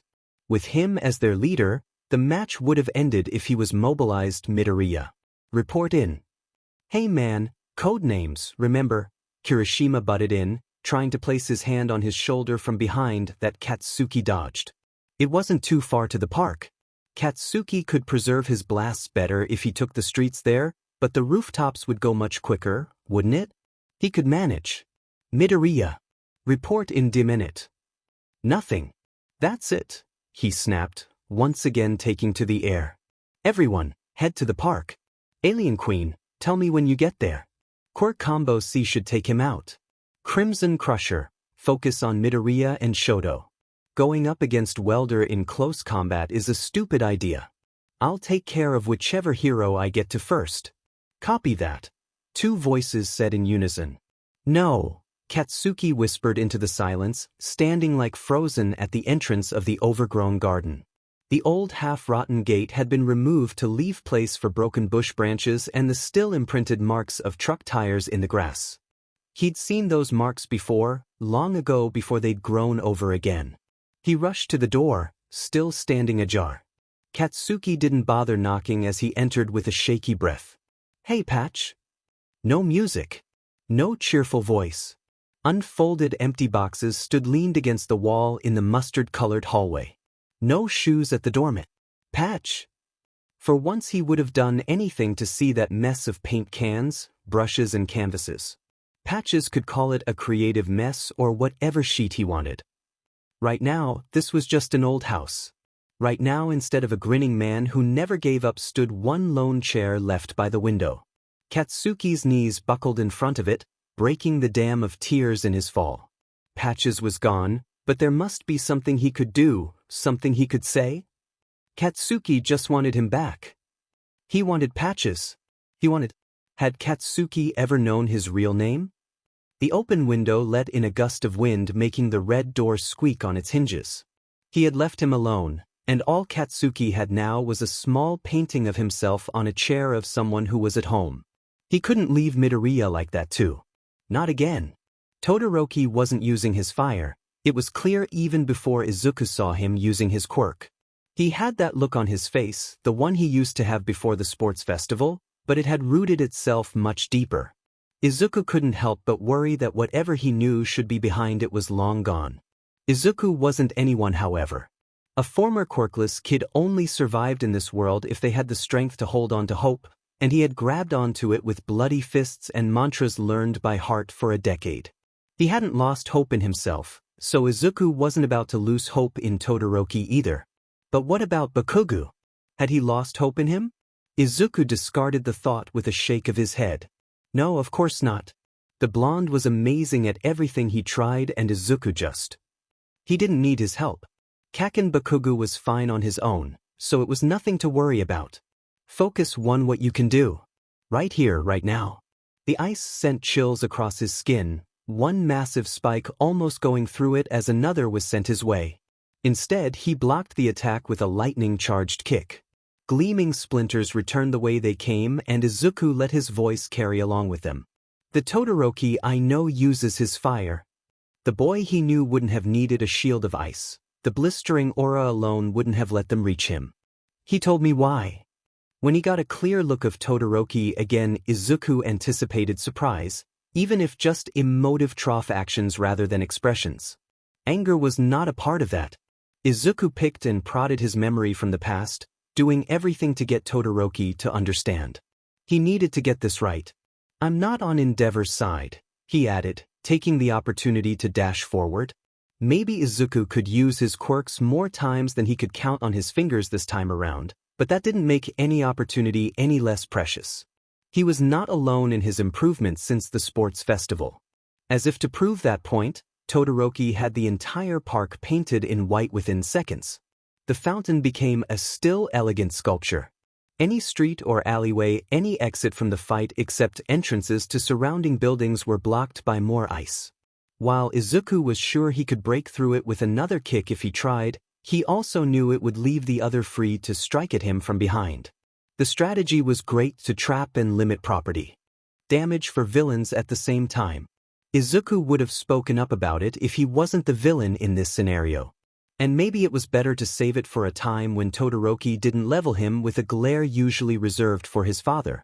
Stay out of it, Midoriya, he raised his voice, speaking every syllable as a warning. It has nothing to do with you. The only water not frozen were Izuku's tears of frustration, but he doubted even that would hold true for long as Todoroki sent a heaven-piercing ice wall his way. Izuku jumped and aimed his Air Force gloves where he just stood. The repelled air had him holding his breath, had him reaching higher in the air within the frozen crater. He reached just high enough to have the tips of his toes above what could have been his doom. Red shoes landed easily on top of it. All there was now was a sloped path to his target, and Izuku let gravity guide him, a 5% charged fist by his side. Meddling when you don't need to is the essence of being a hero. He got the hit on Todoroki, not at his stomach which he'd aimed for, but his shielding ice-covered wrist that had responded with a low but audible crack. Even so, the other wasted no time to hit his arm aside, leaving him unprotected from the ice that blossomed at his side from the grace of his fingers. It burned like explosions. Izuku let out an unwilling gasp and gritted his teeth through the pain as he dropped low to kick away Todoroki's feet from under him. The band was right there around his head, for him to take with the others less than graceful landing thanks to the hurt arm. No, they weren't finished yet. Izuku took a sharp breath and said it with such conviction he could have put his quirk behind it. It's your power, Todoroki, not his.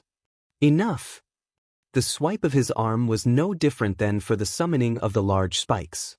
Except this time, projectiles were much smaller, sharper. Izuku's skin, specifically his stomach, was burning cold again, but warmth welled up his throat. He gagged on it, still the metal taste went forgotten to the other's eyes glaring up at him like pinpricks. The two ice projectiles had without doubt punctured something. It was fine. Noting too vital. Todoroki was as pale, even against the frost drawing crystalline patterns over his skin. He was shaking with chills and emotion, eyes freezing tears. You don't get to decide, he snapped, voice so raw Izuku took a startled step back. Nobody but me gets to decide what I do. I control these quirks. Not you. Not Endeavor or anyone else. Todoroki was right. It was his decision.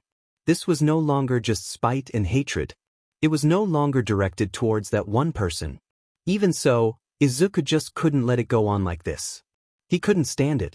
Someone called out his name from the comlink, but Izuku ignored it. Can't you see that he's still hurting you? And doing as he says will make it stop? No. That's not what I. The wave of ice was harder to dodge this time as it pierced through the top floor of the building behind him. Todoroki's movements had become slower as well. The original drawback of his ice quirk had never disappeared. Izuku coughed, the action sending further prickles of pain across his stomach that surely was numbed by adrenaline. Or maybe it was his pain tolerance. Aizawa from back home had mentioned that his was concerning, but right now he couldn't see why that was such a bad thing. Or maybe that was the adrenaline talking. The red that came out looked like something that rather belonged with his mentor. Still, it was nothing compared to the red further down beginning to soak the fabric, just slightly diluted by melted water. When he heard Todoroki's steps, slow but firmly planted in his direction, he righted himself. Please, Todoroki. Doing nothing won't change anything. I don't want to see you hurting like this. Why would you even care? We're friends, Todoroki. Of course I care about you, Izuku countered. With the ice blocking his left and the building's entrance behind him, he knew he was being backed into a corner. Even so, he waited on Todoroki with that glimpse of hope to get through to him. I'm not your friend. You barely know me. The words sunk in like poison, hitching his breath and hurting more than anything literal. Why you? Tears blurred Izuku's vision. You don't get to say that. I can't lose all my friends. It isn't fair. He knew it wasn't, just like it was to blame Todoroki for it in the first place. All Might. Bakugou. Ida. Uraraka. Todoroki. And Mom? If he went and checked, would she still live in the same house, or would a stranger open the door? Would there be any difference either way? This reality wasn't meant for him. It wasn't mean for Izuku Midoriya. The world isn't fair, Todoroki concluded, and Izuku couldn't agree more. He could activate One for All still, and maybe even win if he really tried. He was so tired of trying. Glancing over his shoulder, the building entrance still remained, two automatic doors of which glass had shattered at some point in their battle. The glass crunched under his feet as he took a step back. Todoroki wasn't following him anymore. Do you surrender? He asked, his voice hinting to his shivers. Izuku whipped at his tears and let out a sigh, slow as to not agitate his wounds too much. Something like thunder sounded off in the distance. And again. If he ever stopped trying, Izuku wouldn't be the person he'd always promised himself to be, someone who could save everyone and make them feel safe. It shouldn't matter if you had a possibly dangerous quirk or if all you were left with was an extra toe joint.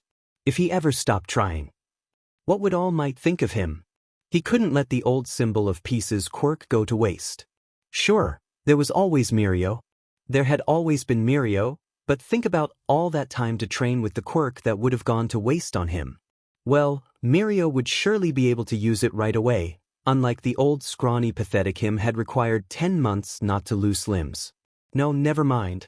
It was still a recurring problem. Not much about him had changed. I wouldn't be a hero if I gave up. Izuku said. The green lightning flashed across his skin even if certain muscles and organs screamed in protest with further movement. And I owe too many people to quit now. You are a villain now though, Todoroki pointed out, readying himself into a better stance. Yeah. I guess so. Izuku's smile was fueled by determination. A loud explosion made a part of the ice wall opposed to where they were standing crumble, leaving room for exactly who he associated with such a sound. What the hell, Midoriya? He cried out under his breath. If you have a working mouth and aren't FING dead, you report in. The final blow, breaking the barrier that was the wall of ice, had pain like lightning shoot through Katsuki's upper half, whitening out his vision like it was literal. If he had thought something was broken before, he was certain of it now. Still, Katsuki kept on, cradling the arm to his chest but not letting any other signs of weakness pass his exterior. Midoriya was right there. He could see the darkened spot painting his front even from their distance apart. Something glistening right in its center, and based on their frozen surroundings it wasn't hard to figure out what. It wasn't pretty. What the hell, Midoriya? Katsuki cried out under his breath. How was he still standing? Why was he still taking a stance to continue the fight? How much of this was his fault? If you have a working mouth and aren't FING dead, you report in. Katsuki knew he had no right to complain about communication, but he figured the alternatives were more unwelcome now when he'd missed his chance. And also, he found out that drowning out the unusually harsh thumping in his chest helped him focus on the exercise at hand. It was better to just push that aside for now and focus on that red band and that DMN wound the other sported. Come on man, code names, remember? The redhead chided in behind him, luckily not touching his shoulder like he tended to do. I'm not calling him that sheet. Katsuki snapped without turning his head from the opponent. From the way he could see Todoroki talking into his comlink, he had a feeling this would turn into an all-out brawl amongst their two teams. Kirishima, you go. I'll distract Shoto, said Male interrupted. What? Katsuki paused. Was he actually an idiot? Their quirks were an all-right mashup at best while he clearly could. You go help Deku and take care of any injuries. The way he generalized injuries, despite the blatantly obvious one Midoriya had, made him realize it wasn't the only one he was talking about. Neither of them had time to argue about the best decision right now. Kirishima was already charging for the dual quirk user and Katsuki, well, he was running along the side of the crater, going through every possible thing he could do later to solve this when it inevitably would go to shit. It was not like Katsuki doubted his teammates' abilities, but that's generally how it tended to end up when he was involved. Blasty, Mina called out, announcing her arrival as she used her acid to slide upon the roof alongside him, and apparently it had been a warning too, because that welder guy was following her still and a pair of his steel logs forced him to duck as they missed their initial target. He could see Mina countering with acid, but it was blocked by welder's shields that he hastily removed and replaced before the acid could melt through it fully. They were swiftly approaching where he'd last seen Midoriya, and high-viscosity acid was not a great combo for already roughed-up buildings. All right. If liquid wouldn't do it. Combo. Welder had surely been prepared for an explosion as Katsuki used his other arm to launch himself halfway up the building and ice wall. What he hadn't expected was his opponent to pull off the other grenade gauntlet and fling it to him while still midair. Since the throw had been far less aggressive than it could have been, there was to no surprise when Katsuki saw him easily catch it to dampen and prevent any possible explosive impact. In a way's moment of confusion, Mina aimed her acid between her fingertips to shoot right at the support weapon from some distance. Katsuki grinned as he used another explosion to soften his landing. Midoriya's theory had been right. Gas spread from the grenade gauntlet through the chemical reaction. There was coughing. It wasn't exactly non-toxic, and soon after, a large explosion. Hatsum wouldn't be too mad about him getting it destroyed if he explained how it happened, in great detail. "Welder is down," she cheered as she got prepared with the capture tape, her pink skin covered in a layer of soothe. "Good. Help Crimson Crusher with Shoto when you're done," he called back, returning to what he had been set out to do. "Midoriya," Katsuki called out over the ice, rumbling of attacks coming from the crater's center. He couldn't have gotten far, shouldn't have been able to. He swayed on his feet as he searched through the rubble, still waiting for that reply. Katsuki cursed to himself, at the light feeling like floating yet too heavy to leave the ground. And the ground. It was with both concern and relief that he discovered the trail of blood. The trail wasn't long. It wasn't an attempt at taking cover but to move forward until it ended in a small red puddle. "Midoriya," he breathed out, his mouth dry. "Kaken." Dazed eyes looked up in his general direction from where he was leaned up against one of the smaller ice spikes. You, he bit his lip. "Just report in next time. How am I supposed to focus on me when you don't reply, huh?" "Bakugou." He smiled then, because there was no denying it as green eyes finally focused in on him. "Yeah," Katsuki said and knelt down beside Midoriya to pick out the medical supplies from his costume. It wasn't much, but it would likely stop the bleeding for a little while. At least until the match was over and Recovery Girl could take care of him for real. She would be said, wouldn't she? It was then Midoriya regained more of his awareness and tried to pull himself up on his feet. "Todoroki. The exercise. I must. No. I need to treat that. Go back and help him." "I need to," Midoriya persisted, using the ice spike as support to keep steady despite the obvious pain it caused. "Izuku, please," said Male froze. This time it wasn't with fear. Katsuki wouldn't be able to take it if he looked like he'd done on that roof again. Katsuki let out a shaky breath, everything to keep himself level-headed. "If you want to help, the best thing you can do is to get yourself into one of the buildings so Shoto can't get to you. I know they look pretty damaged from the outside, but most of the ice seemed to hold them up well. It shouldn't be too far." "Okay." "Crimson Crusher is down," Ashido reported into the comlink, making Midoriya hesitantly glance back to the chaos of ice the crater center. Now consisted of. "Okay." Katsuki repeated. "Okay. Here." He guided Midoriya's arm to his healthy shoulder to keep him steady, making him overly aware of his clammy skin. He could sense the other's unease through the action. Having him practically lean up against his bandaged burn hurt like a beach, but it wasn't that bad. It was fine. It was then the other stumbled and his arm slid around his neck to touch. Katsuki cried out, his vision whitening out for a second or two. Surprisingly to even himself, he kept upright. Midoriya startled, but couldn't do much than to switch back to only the closest shoulder for support. "Sorry," he gasped as the full realization set in. "Bakugou, you're hurt. Your scar is there. It's what you're having the checkup for, isn't it?" The injury wasn't fully healed. Why did Midoriya have to be the one to point out everything like that? At least it was comforting to know it wasn't said with the usual pity, but still. What Katsuki said, what he did, was his responsibility. Midoriya was a part of that too now. "That sheet isn't important right now," Katsuki dismissed and began planting his steps towards one of the buildings he'd set his eyes on earlier. "Why, yes it is," the other insisted. "It must make the quirk recoil really bad." Katsuki sked, "I can take it." "You," Midoriya paused to cough up blood. "You didn't deny it though. You are the one with the FING stab wound," he grumbled under his breath. Katsuki glanced over to Midoriya's downcast eyes when no retort came, like the hint of bitterness had been enough to draw him back into his shell. This, he knew, was the walls he'd built himself for the other him, purely instinctual. This is how it is to be Kaken. This is what he wanted. Either he's the villain who keeps him safe or the hero who will end up causing whatever little spark that is left in him to fade out. Katsuki leads him through the broken glass door and Midoriya only look back up when he don't follow inside, only hand him the first aid. Midoriya understands, don't even consider questioning it. It's quiet then. Too quiet for a battlefield. It's a sinking feeling when he assures himself the speakers will announce the winners any second now, but every second turns into a minute. What? Alien Queen, report in. Nothing. 3. The world sways dangerously, but it's only his world, so he hopes nobody worries when he has to shut his eyes for a bit to get rid of the black dots.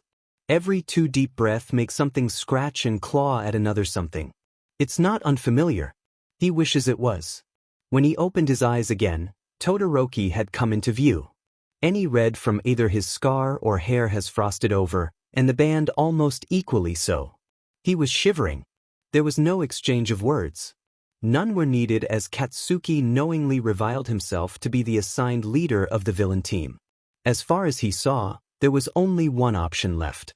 Using his quirk would counteract the weakness the other so stubbornly refused to care for himself. Maybe it was less gentle than fire, but it was still warmth and he couldn't risk it. Katsuki's vision blurred again. There was something behind Todoroki. The attack was sent his way, just missing him and the entrance on his right. Rumbling, cracking. That wasn't ice. Katsuki heard rather than saw when the piece of building loosened enough above him. He couldn't loose this. He couldn't. In the flash of a moment, another thought presented itself. Maybe this is his third option, to save everyone, not being anything. Never that. Katsuki tried to move. His body, his quirk, didn't listen. The rubble fell. Shoyuda had confidence in his students. They had been through so much, figured out the extents of their quirks and limits quicker than most, seen what the profession entailed up front against real threats to their lives. But he was still a teacher. And they were still kids. They were kids. Full trust in them was irrational. They were still learning, and certain gut feelings could only be felt after decades of experience.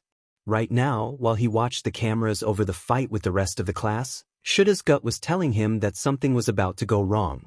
Todoroki was showing signs of hypothermia, but nothing as severe to warrant the need to end the match. Kaminari, Shiro, and Kirishima, immobilized.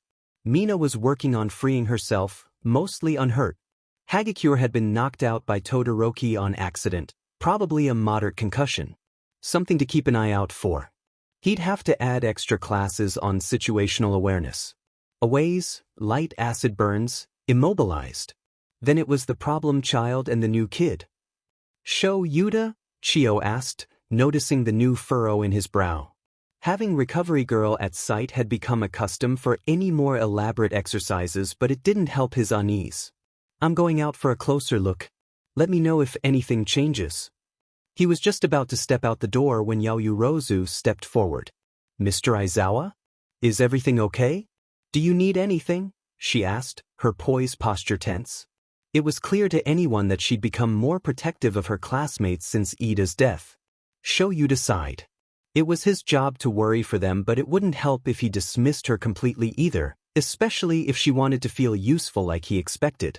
I'm not sure, that's why I'm checking, he replied honestly. Make sure nobody does anything stupid while I'm gone. Yes, of course. For as long as he'd known Bakugou, the kid had never been much of a team player.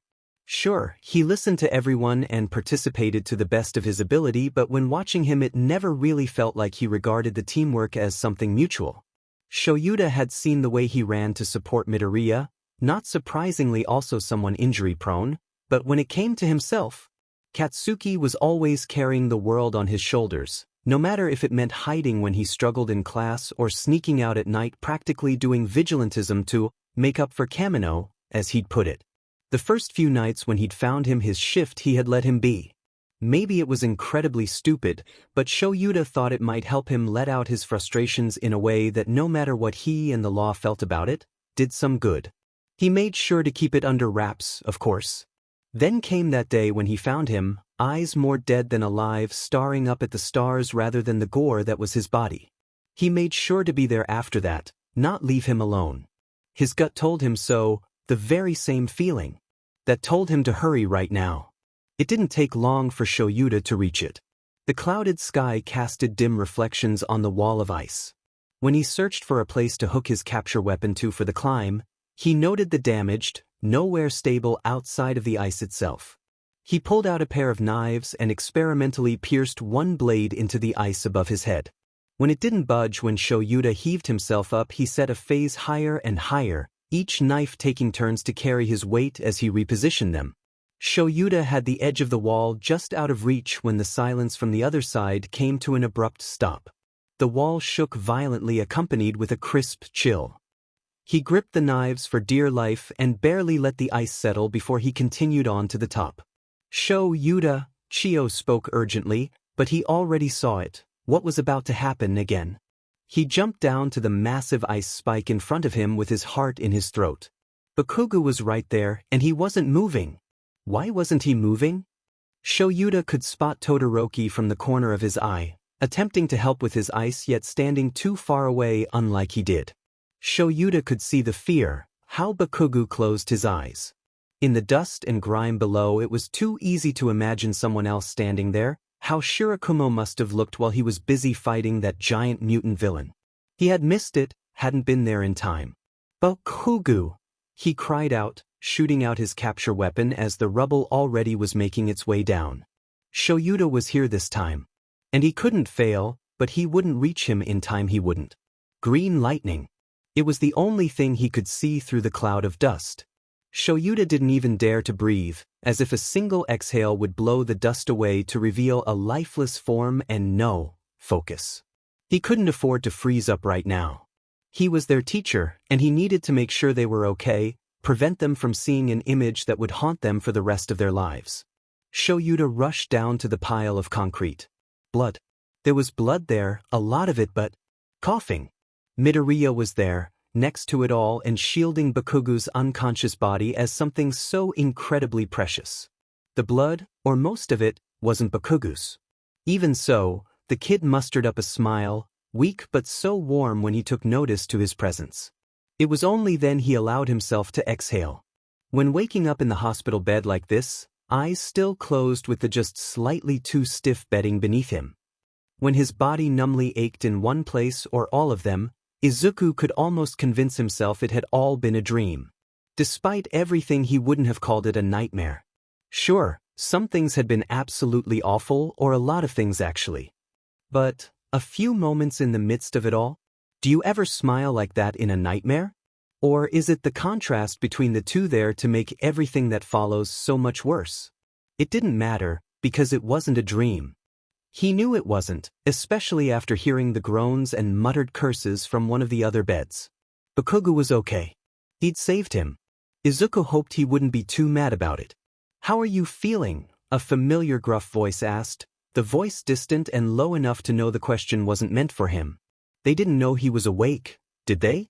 Maybe he should let them know as to not be rude? But Aizawa's voice held a rare, almost soft quality to it. It felt rude to interrupt. So maybe he could keep his eyes shut and keep his breaths calm and steady for just a little while longer. "I think you can figure that out yourself," came Bakugou's reply, embodying the exhaustion he too felt from Recovery Girl's quirk. Like sheet. Like sheet. Was it weird to be jealous right now, by how Aizawa, who rarely came to the infirmary, came and visited Bakugou like All Might used to do for him? Well, still did.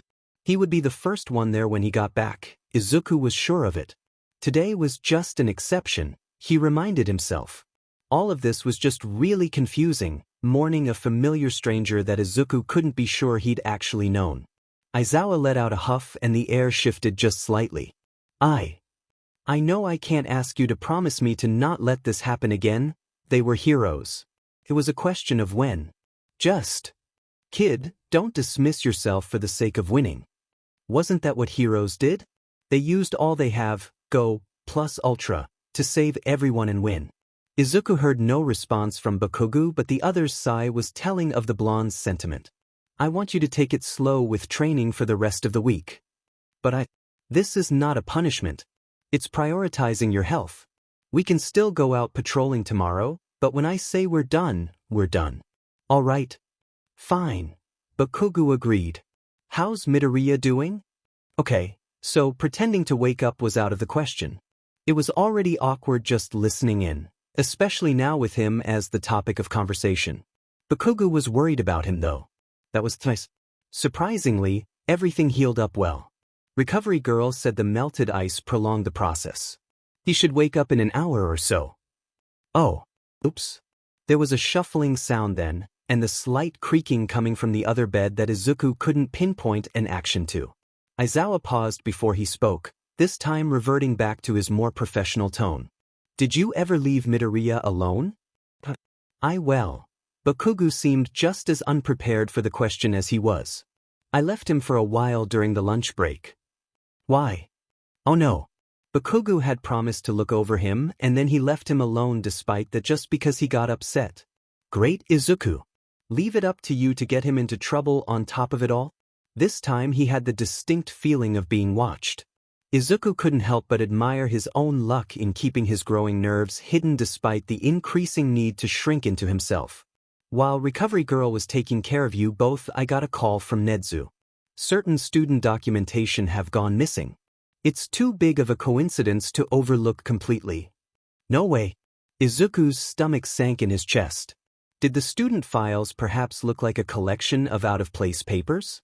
Like the ones he'd spotted in an untitled file in Bakugou's room? Midoriya didn't. Bakugou lowered his volume to a hiss, remembering they weren't just two in the room. Midoriya wouldn't have stolen them. He likes heroes, wants to be one more than anything. And what's his definition of a hero? Don't you dare drag that motherfucker into this, sensei, he snarled in turn. A heavy sigh followed up with the bed creaking again. You don't trust me, do you? You think my judgment is effed up after my time with them?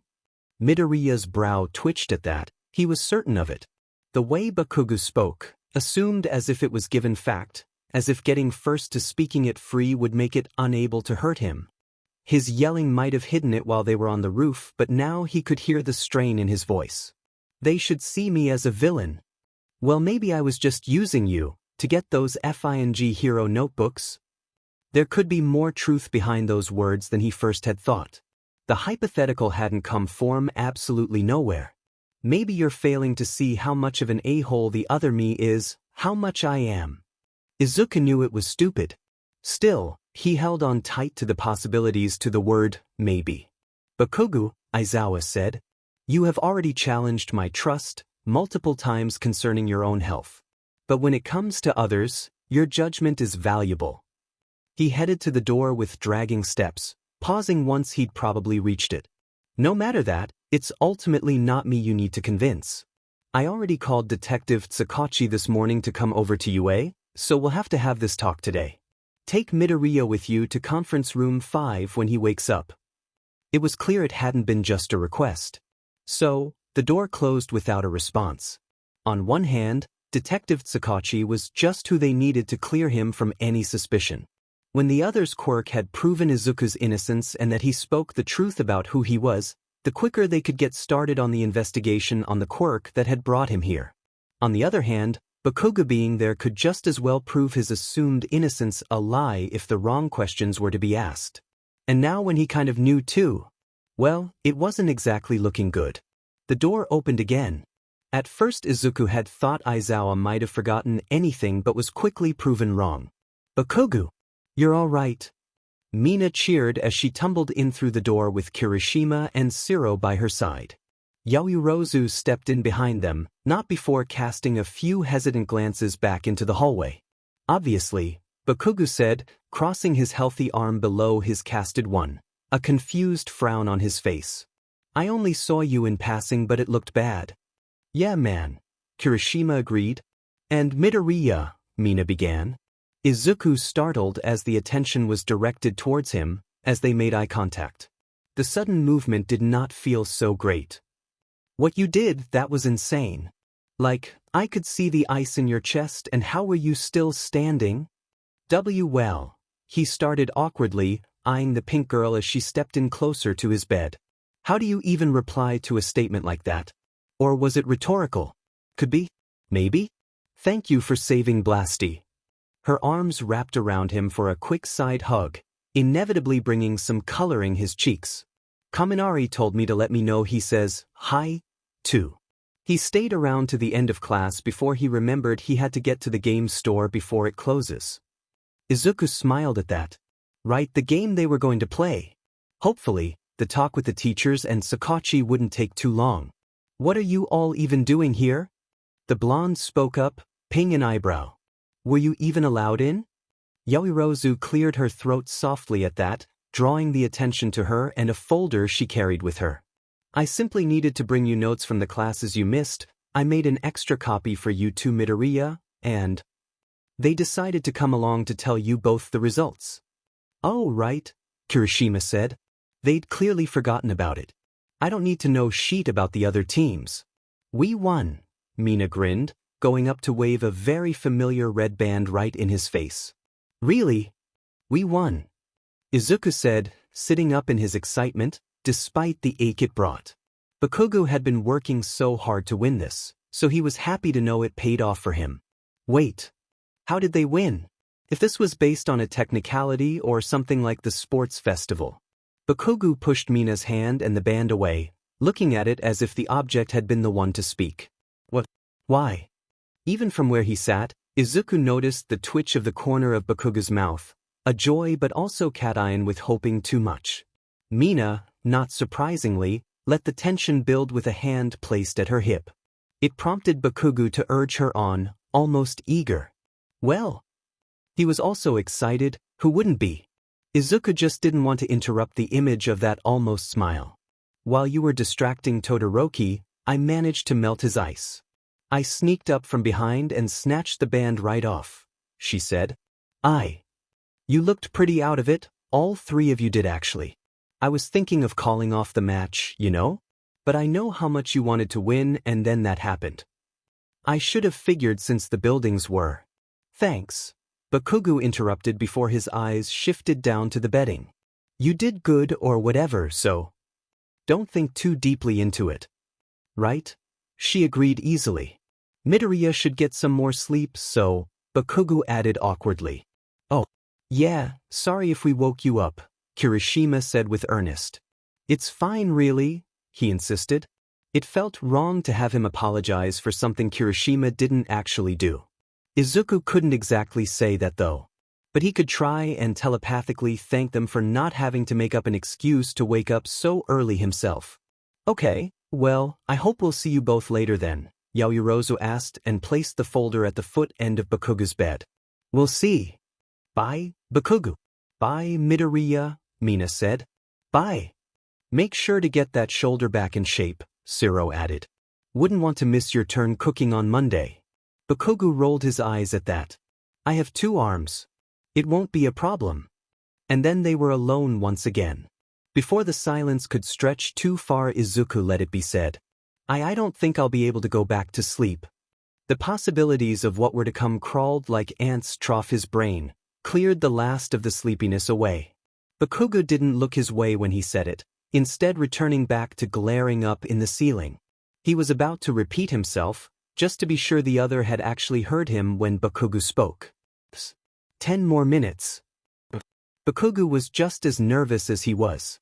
Midoriya's strategizing and amazing combo move ideas had played a huge part in why they succeeded. It would be Midoriya's win, but UA had surely kept quiet about his appearance. Therefore, Katsuki should still be able to take most of the credit for himself when she inevitably asked. Then it only hung on Aizawa to keep quiet about his prioritizing issues in the unavoidable home-sent incident report and have it not affect his grade too much. Good enough. Now, with school out of the way, how can he keep said school from shutting down, prove Midoriya innocent and ideally keep his future as a pro possible? 5 minutes to go. Midoriya's eyes were on him. That wasn't a guess. One of his looks took up as much space as if he was physically right by his side. Katsuki guessed he should be grateful it was that rather than anything else his mind decided to fixate on. And just like that time was up, Katsuki pushed himself up to his feet, imagining his body to be a machine to push away any form of hesitation or meaning behind this heightened pulse. He straightened his back as much as the injury would allow. Bakugou! And then Midoriya was right there, he smiling, pulling him right back into flesh and bones. Somehow the other managed to pull of both hesitance and determination as he spoke. Let's go? Sensei wanted to talk to us, right? Right. Midoriya had resorted back to following him at a distance as they headed to the conference rooms. This is how that other piece of shit liked it, how he had wanted it too. From Midoriya's point of view, they must look like mirror images of each other right now. Was that why he kept quiet? Katsuki's hands were already coated in a light sheen of sweat. He hesitated to wipe it off on his pant leg for a moment before remembering. Aizawa, with his partial guardianship as a part of the UA application contract, had the Quirk specialized cleaning supplies covered. Katsuki would without a doubt need another shower after this meeting alone, but it still helped, if only just a little. The fortified door giving access to the corridor of conference rooms opened with the help of their school IDs. This was one of the few places that lacked security cameras other than the infirmary. Yet another place to discuss secrets, national or otherwise. Of all the times he'd been in here, conference room number 1 was always lit up as occupied by the overheading light. Today was no different, although he had his suspicions it wasn't in use anymore. All Might must have had some sort of break room where he could recover from the usage of his quirk. The way Midoriya was looking at it and not so subtly corrected his steps to walk past it, almost confirmed it. He adored the man, of course they were close. Katsuki stopped in front of the last door to the right. The green light told him they were already waiting for them inside. Alright, he could do this. He could definitely do this. We will figure it out whatever happens. Midoriya spoke up next to him with determination, staring at the door if not more intently than him. Yeah, Katsuki agreed under his breath, getting one white lie out there before he would have to watch his every word. He pushed the door open, pushed away any uncertainty from his features. The walls were painted in a peach pink as if to excuse the room's almost barren interior, with the exception of the table and chairs. Bakugou, the detective greeted him as he got up from his seat on the other side of the table. His tan coat flowed with the motion of rounding the unoccupied short end of the table. It's nice to see you again, even if I hope it would be under better circumstances. How have you been? Katsuki glanced back to the paint with a huff. Wasn't there some old documentary about prisons using a similar color to calm aggressive inmates? Or was he reading too much into Ned's choice of decor? As good as I can be. Speaking of the principal, where was he? Shouldn't he be here too if they were talking about the suspected traitor and all that? And Midoriya, the detective reached out his hand to him. This must be the first time we meet. Midoriya shook Sakachi's hand, instinctually agreeing with him in the midst of the action before correcting himself. WL. I haven't met this version of you before. In my reality we've met multiple times. Sensei calls me problem child there, and let's just say, I'm good at living up to the name, Midoriya confessed, rubbing at the back of his neck in mild embarrassment. Aizawa, still sitting at the other short end of the table, took a long sip of his coffee. Would anyone expect that poor man to do this without one? I see. Sakachi nodded and gestured for them both to take the 2 closest seats before returning to his own. Then you must be familiar with my quirk? Yes, Midoriya beamed. Lie detector allows you to tell when someone is lying just by looking at them. Katsuki could appreciate him holding back on the quirk analysis just this once. Sakachi returned the smile with a nod of his head. You are correct. He turned to Aizawa. I'm assuming you have filled them in for why I'm here? I have. What? Katsuki looked between his teacher and Midoriya, trying to read the prolonged eye contact the former did with the other. Midoriya's smile strained nervously at the attention. You should know, Aizawa drawled out, one hand cradling the cup that suspiciously matched the cat print, a new design than from earlier of his eye patch. I can tell what is and isn't sleeping. Sorry. I didn't want to interrupt. Sakachi pulled out a pocket notebook and pen. It does in fact help your case that you came here willingly while knowing the possible consequences. I will be asking you a few questions and then I will be out of your way. He had waited for confirmation before he began. Midoriya, where were you between 12:30 p.m. and 1:30 p.m. today? After class I headed to the roof after Bakugou. It was here, on the main building's west side. After that, I went to the bathroom, alone. From the corner of his eye Katsuki spotted Midoriya's hands resting in his lap. They were clenching under the table. I was probably there for a while. I think it was the 1 in 2 as corridor. I met Kaminari there, and then we headed to our next class together. True. Why were you and Bakugou on the roof? Midoriya was searching for the words. It was unfair to have him of all people repeat anything of what happened. His mask was already tearing at the edges. Katsuki rubbed his fingers up and down the fabric on the side of his thighs. Once, twice, 3 times. Midoriya had yet to continue, so he did instead. He followed me. I got nervous about the assignment and needed to clear my head. Midoriya tried to help, and it escalated to an argument. Katsuki swallowed down a sour taste. While it was the truth, it was a cruel card to play. Anything to get off the topic of what happened up there.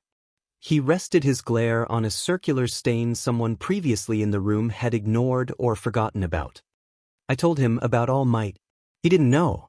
In his reality he's still. You know. True. Sakachi cleared his throat and carried on to question Midoriya further. Have you distributed information regarding UA, its employees or students to someone unauthorized to that information? In my reality, it might have happened once or twice with my classmates. All of that has been resolved though, so it's nothing you have to worry about. I haven't done anything like that here. True. Last question, Midoriya, have you been working or associating with anyone that you knew or currently know to be a villain? Katsuki's lungs must have stopped working for the quiet moment that followed. This is where they fail. The two of them knew, Midoriya never said it. I have blinded someone with my quirk. I have destroyed the symbol of peace. Look me in the eye and say that that's the actions of a hero. A bell chimed as Denki peeked his head inside the store, first of all catching the sight of the back of the last person in line at the register. Maybe he would need to catch a later train back? He would need to tell Aizawa, and Midoriya too. He'd seemed really excited to join him when he got back, so it would suck if he waited for too long without a warning. At first he'd planned the first play through, or at least an attempt at one, with Kirishima.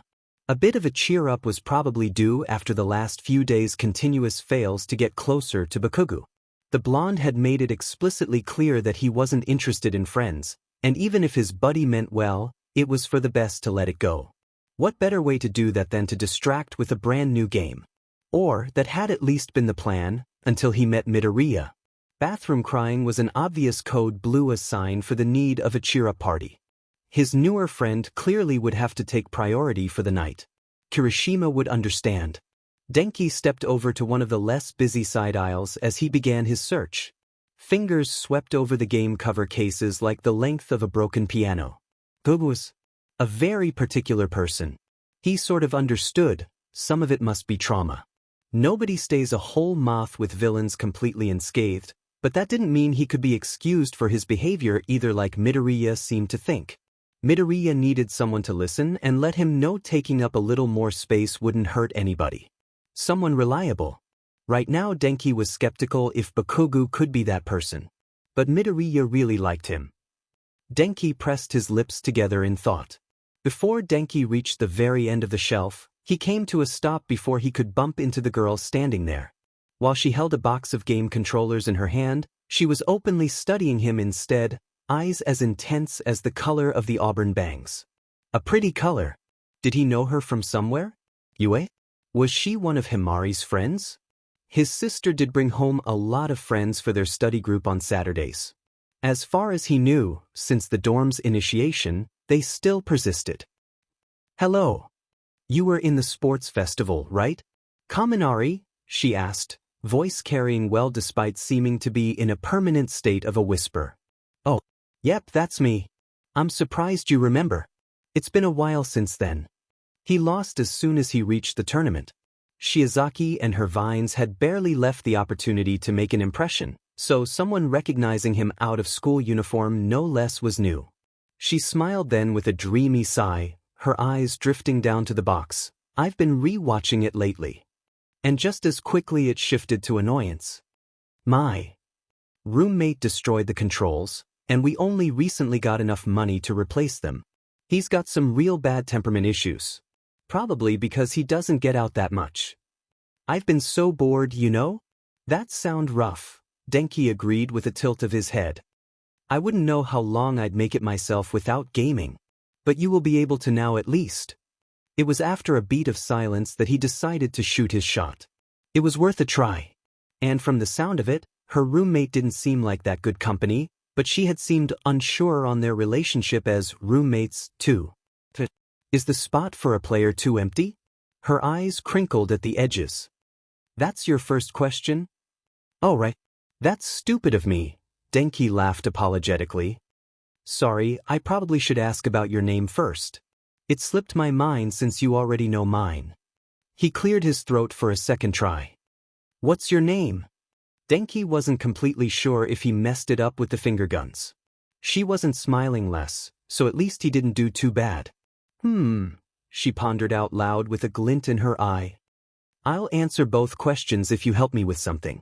It's just around the corner from here, so it won't take long. Cryptic much? But he was a hero, and heroes made living to help people, so how bad could it be? Sure. Denki did a quick search for the game and came to stand behind the girl in line with his treasure. Despite the time they had to wait in line, her lips were tightly sealed about what it was she needed help with. A little odd. The bell chimes again as they made their exit, the girl humming a tune of her own as her plastic bag swung along with the skip in her steps. Just as she'd said, she took a sharp turn into the shadow-cast alleyway at the side of the building. Denki's steps faltered for a second by the line drawn of light. Was this really the first time they had met? Something about her felt eerily familiar. He shook his head to himself. No, he would have remembered that voice. Denki continued after her. Last question, Midoriya, have you been working or associating with anyone that you knew or currently know to be a villain? Izuku's eye contact with Sakachi was firm as he refused the instinct of glancing to his peripheral vision. Then again, doing so makes his skin crawl, and if the detective notices, it'll be obvious that he does it intentionally. Izuku takes in the bright wall instead. It's a nice color, if not a bit loud.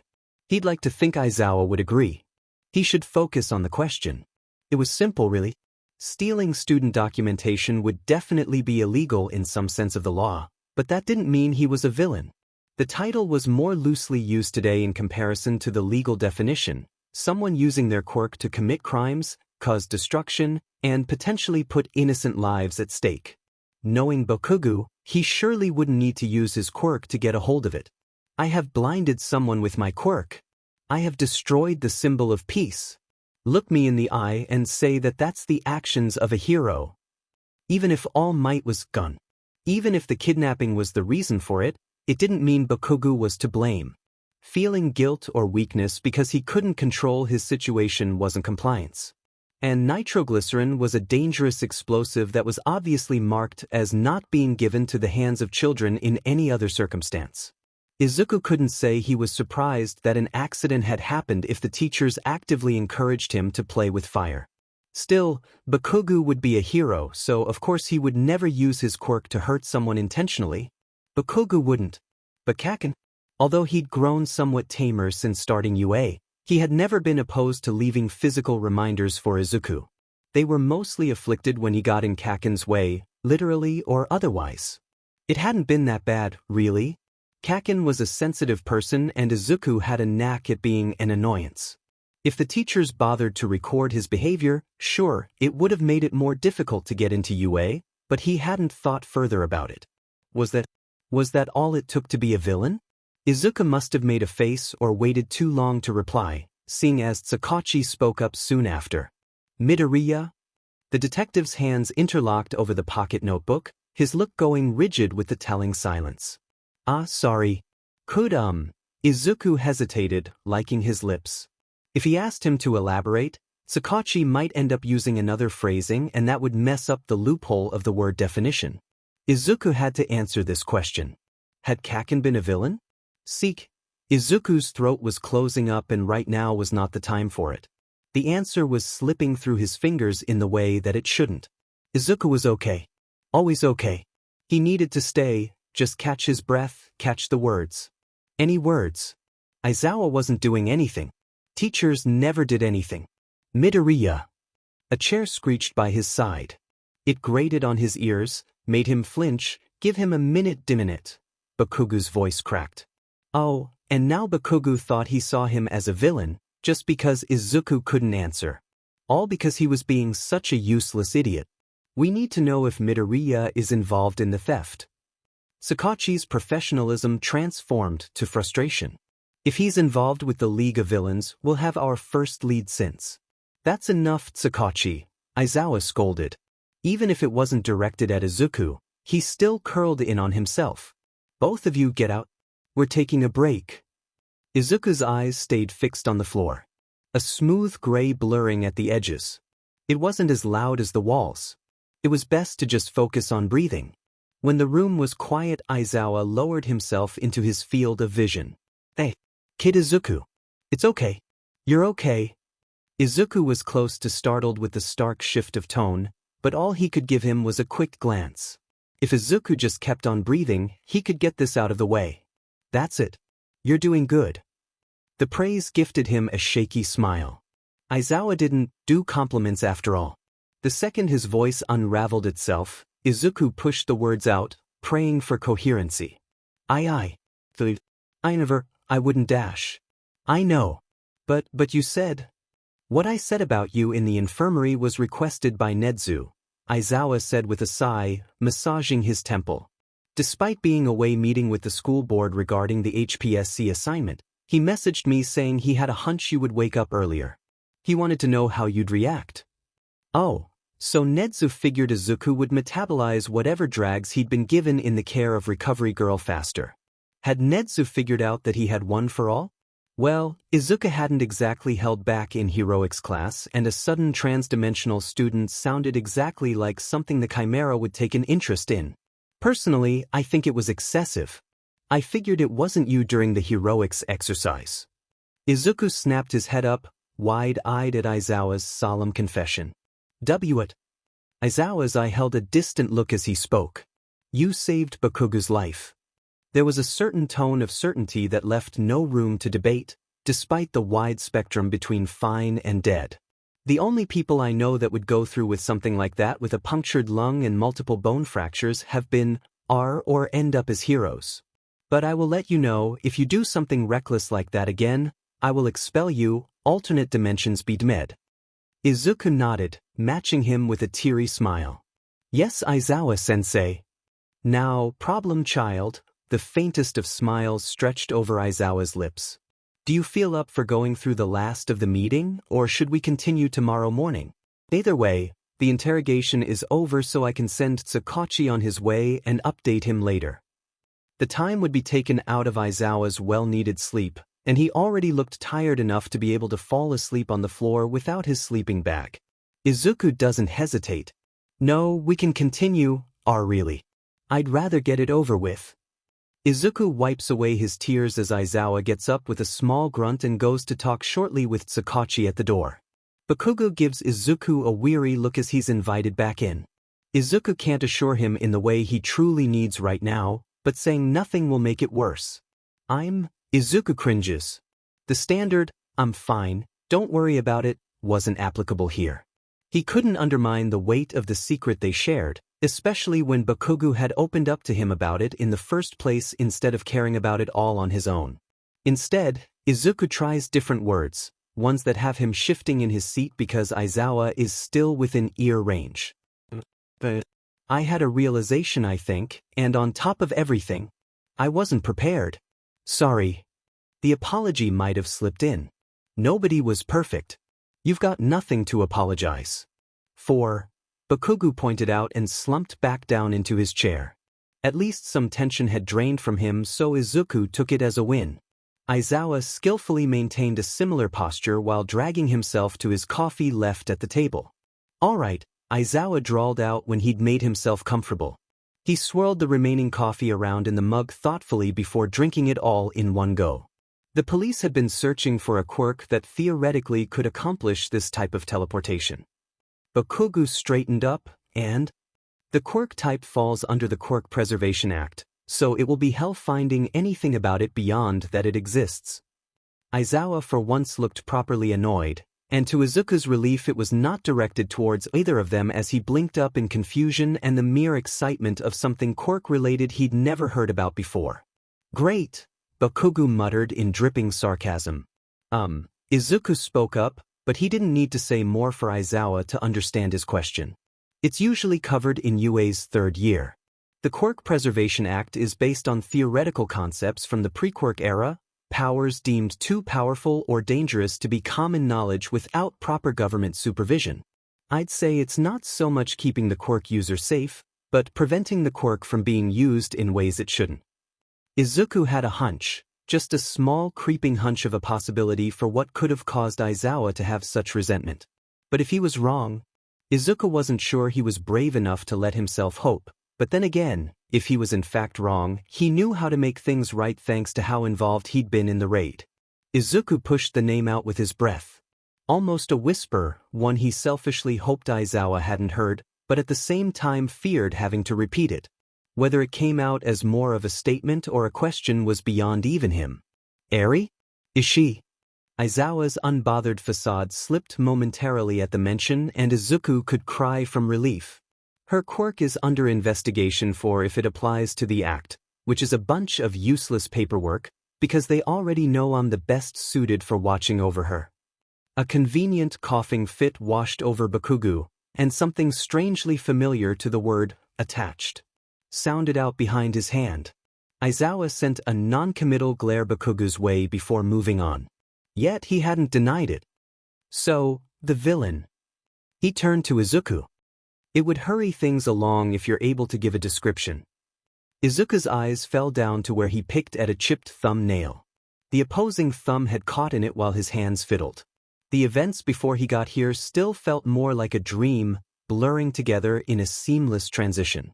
Izuku was pretty sure the quirk had been unknown when they got the alert, an attack in an office building. It had been late, just a few civilians still working. Kaken had been there, he must have been. He remembered yelled curses, and his presence had a very particular loudness to it. Izuku went in for a kick, got in close, and they had a kind of average build and height, maybe on the slim side? I couldn't see their face. But there was, right? The fingers looked like they had some type of mutation. They were, I think, elongated and looked almost L-like they were stained with charcoal. A slightly too long pause on Aizawa's end had Izuku's shoulders drooping. "Sorry, that's all I can remember." "No, it's useful," Aizawa insisted. "Minor mutations aren't necessarily a part of the restricted quirk information through the act. It might be just what we need. Come to me if you end up remembering anything else, Midoriya." "Of course." Izuku paused. "So, it's still okay if I stay here at Yule?" Aizawa sighed.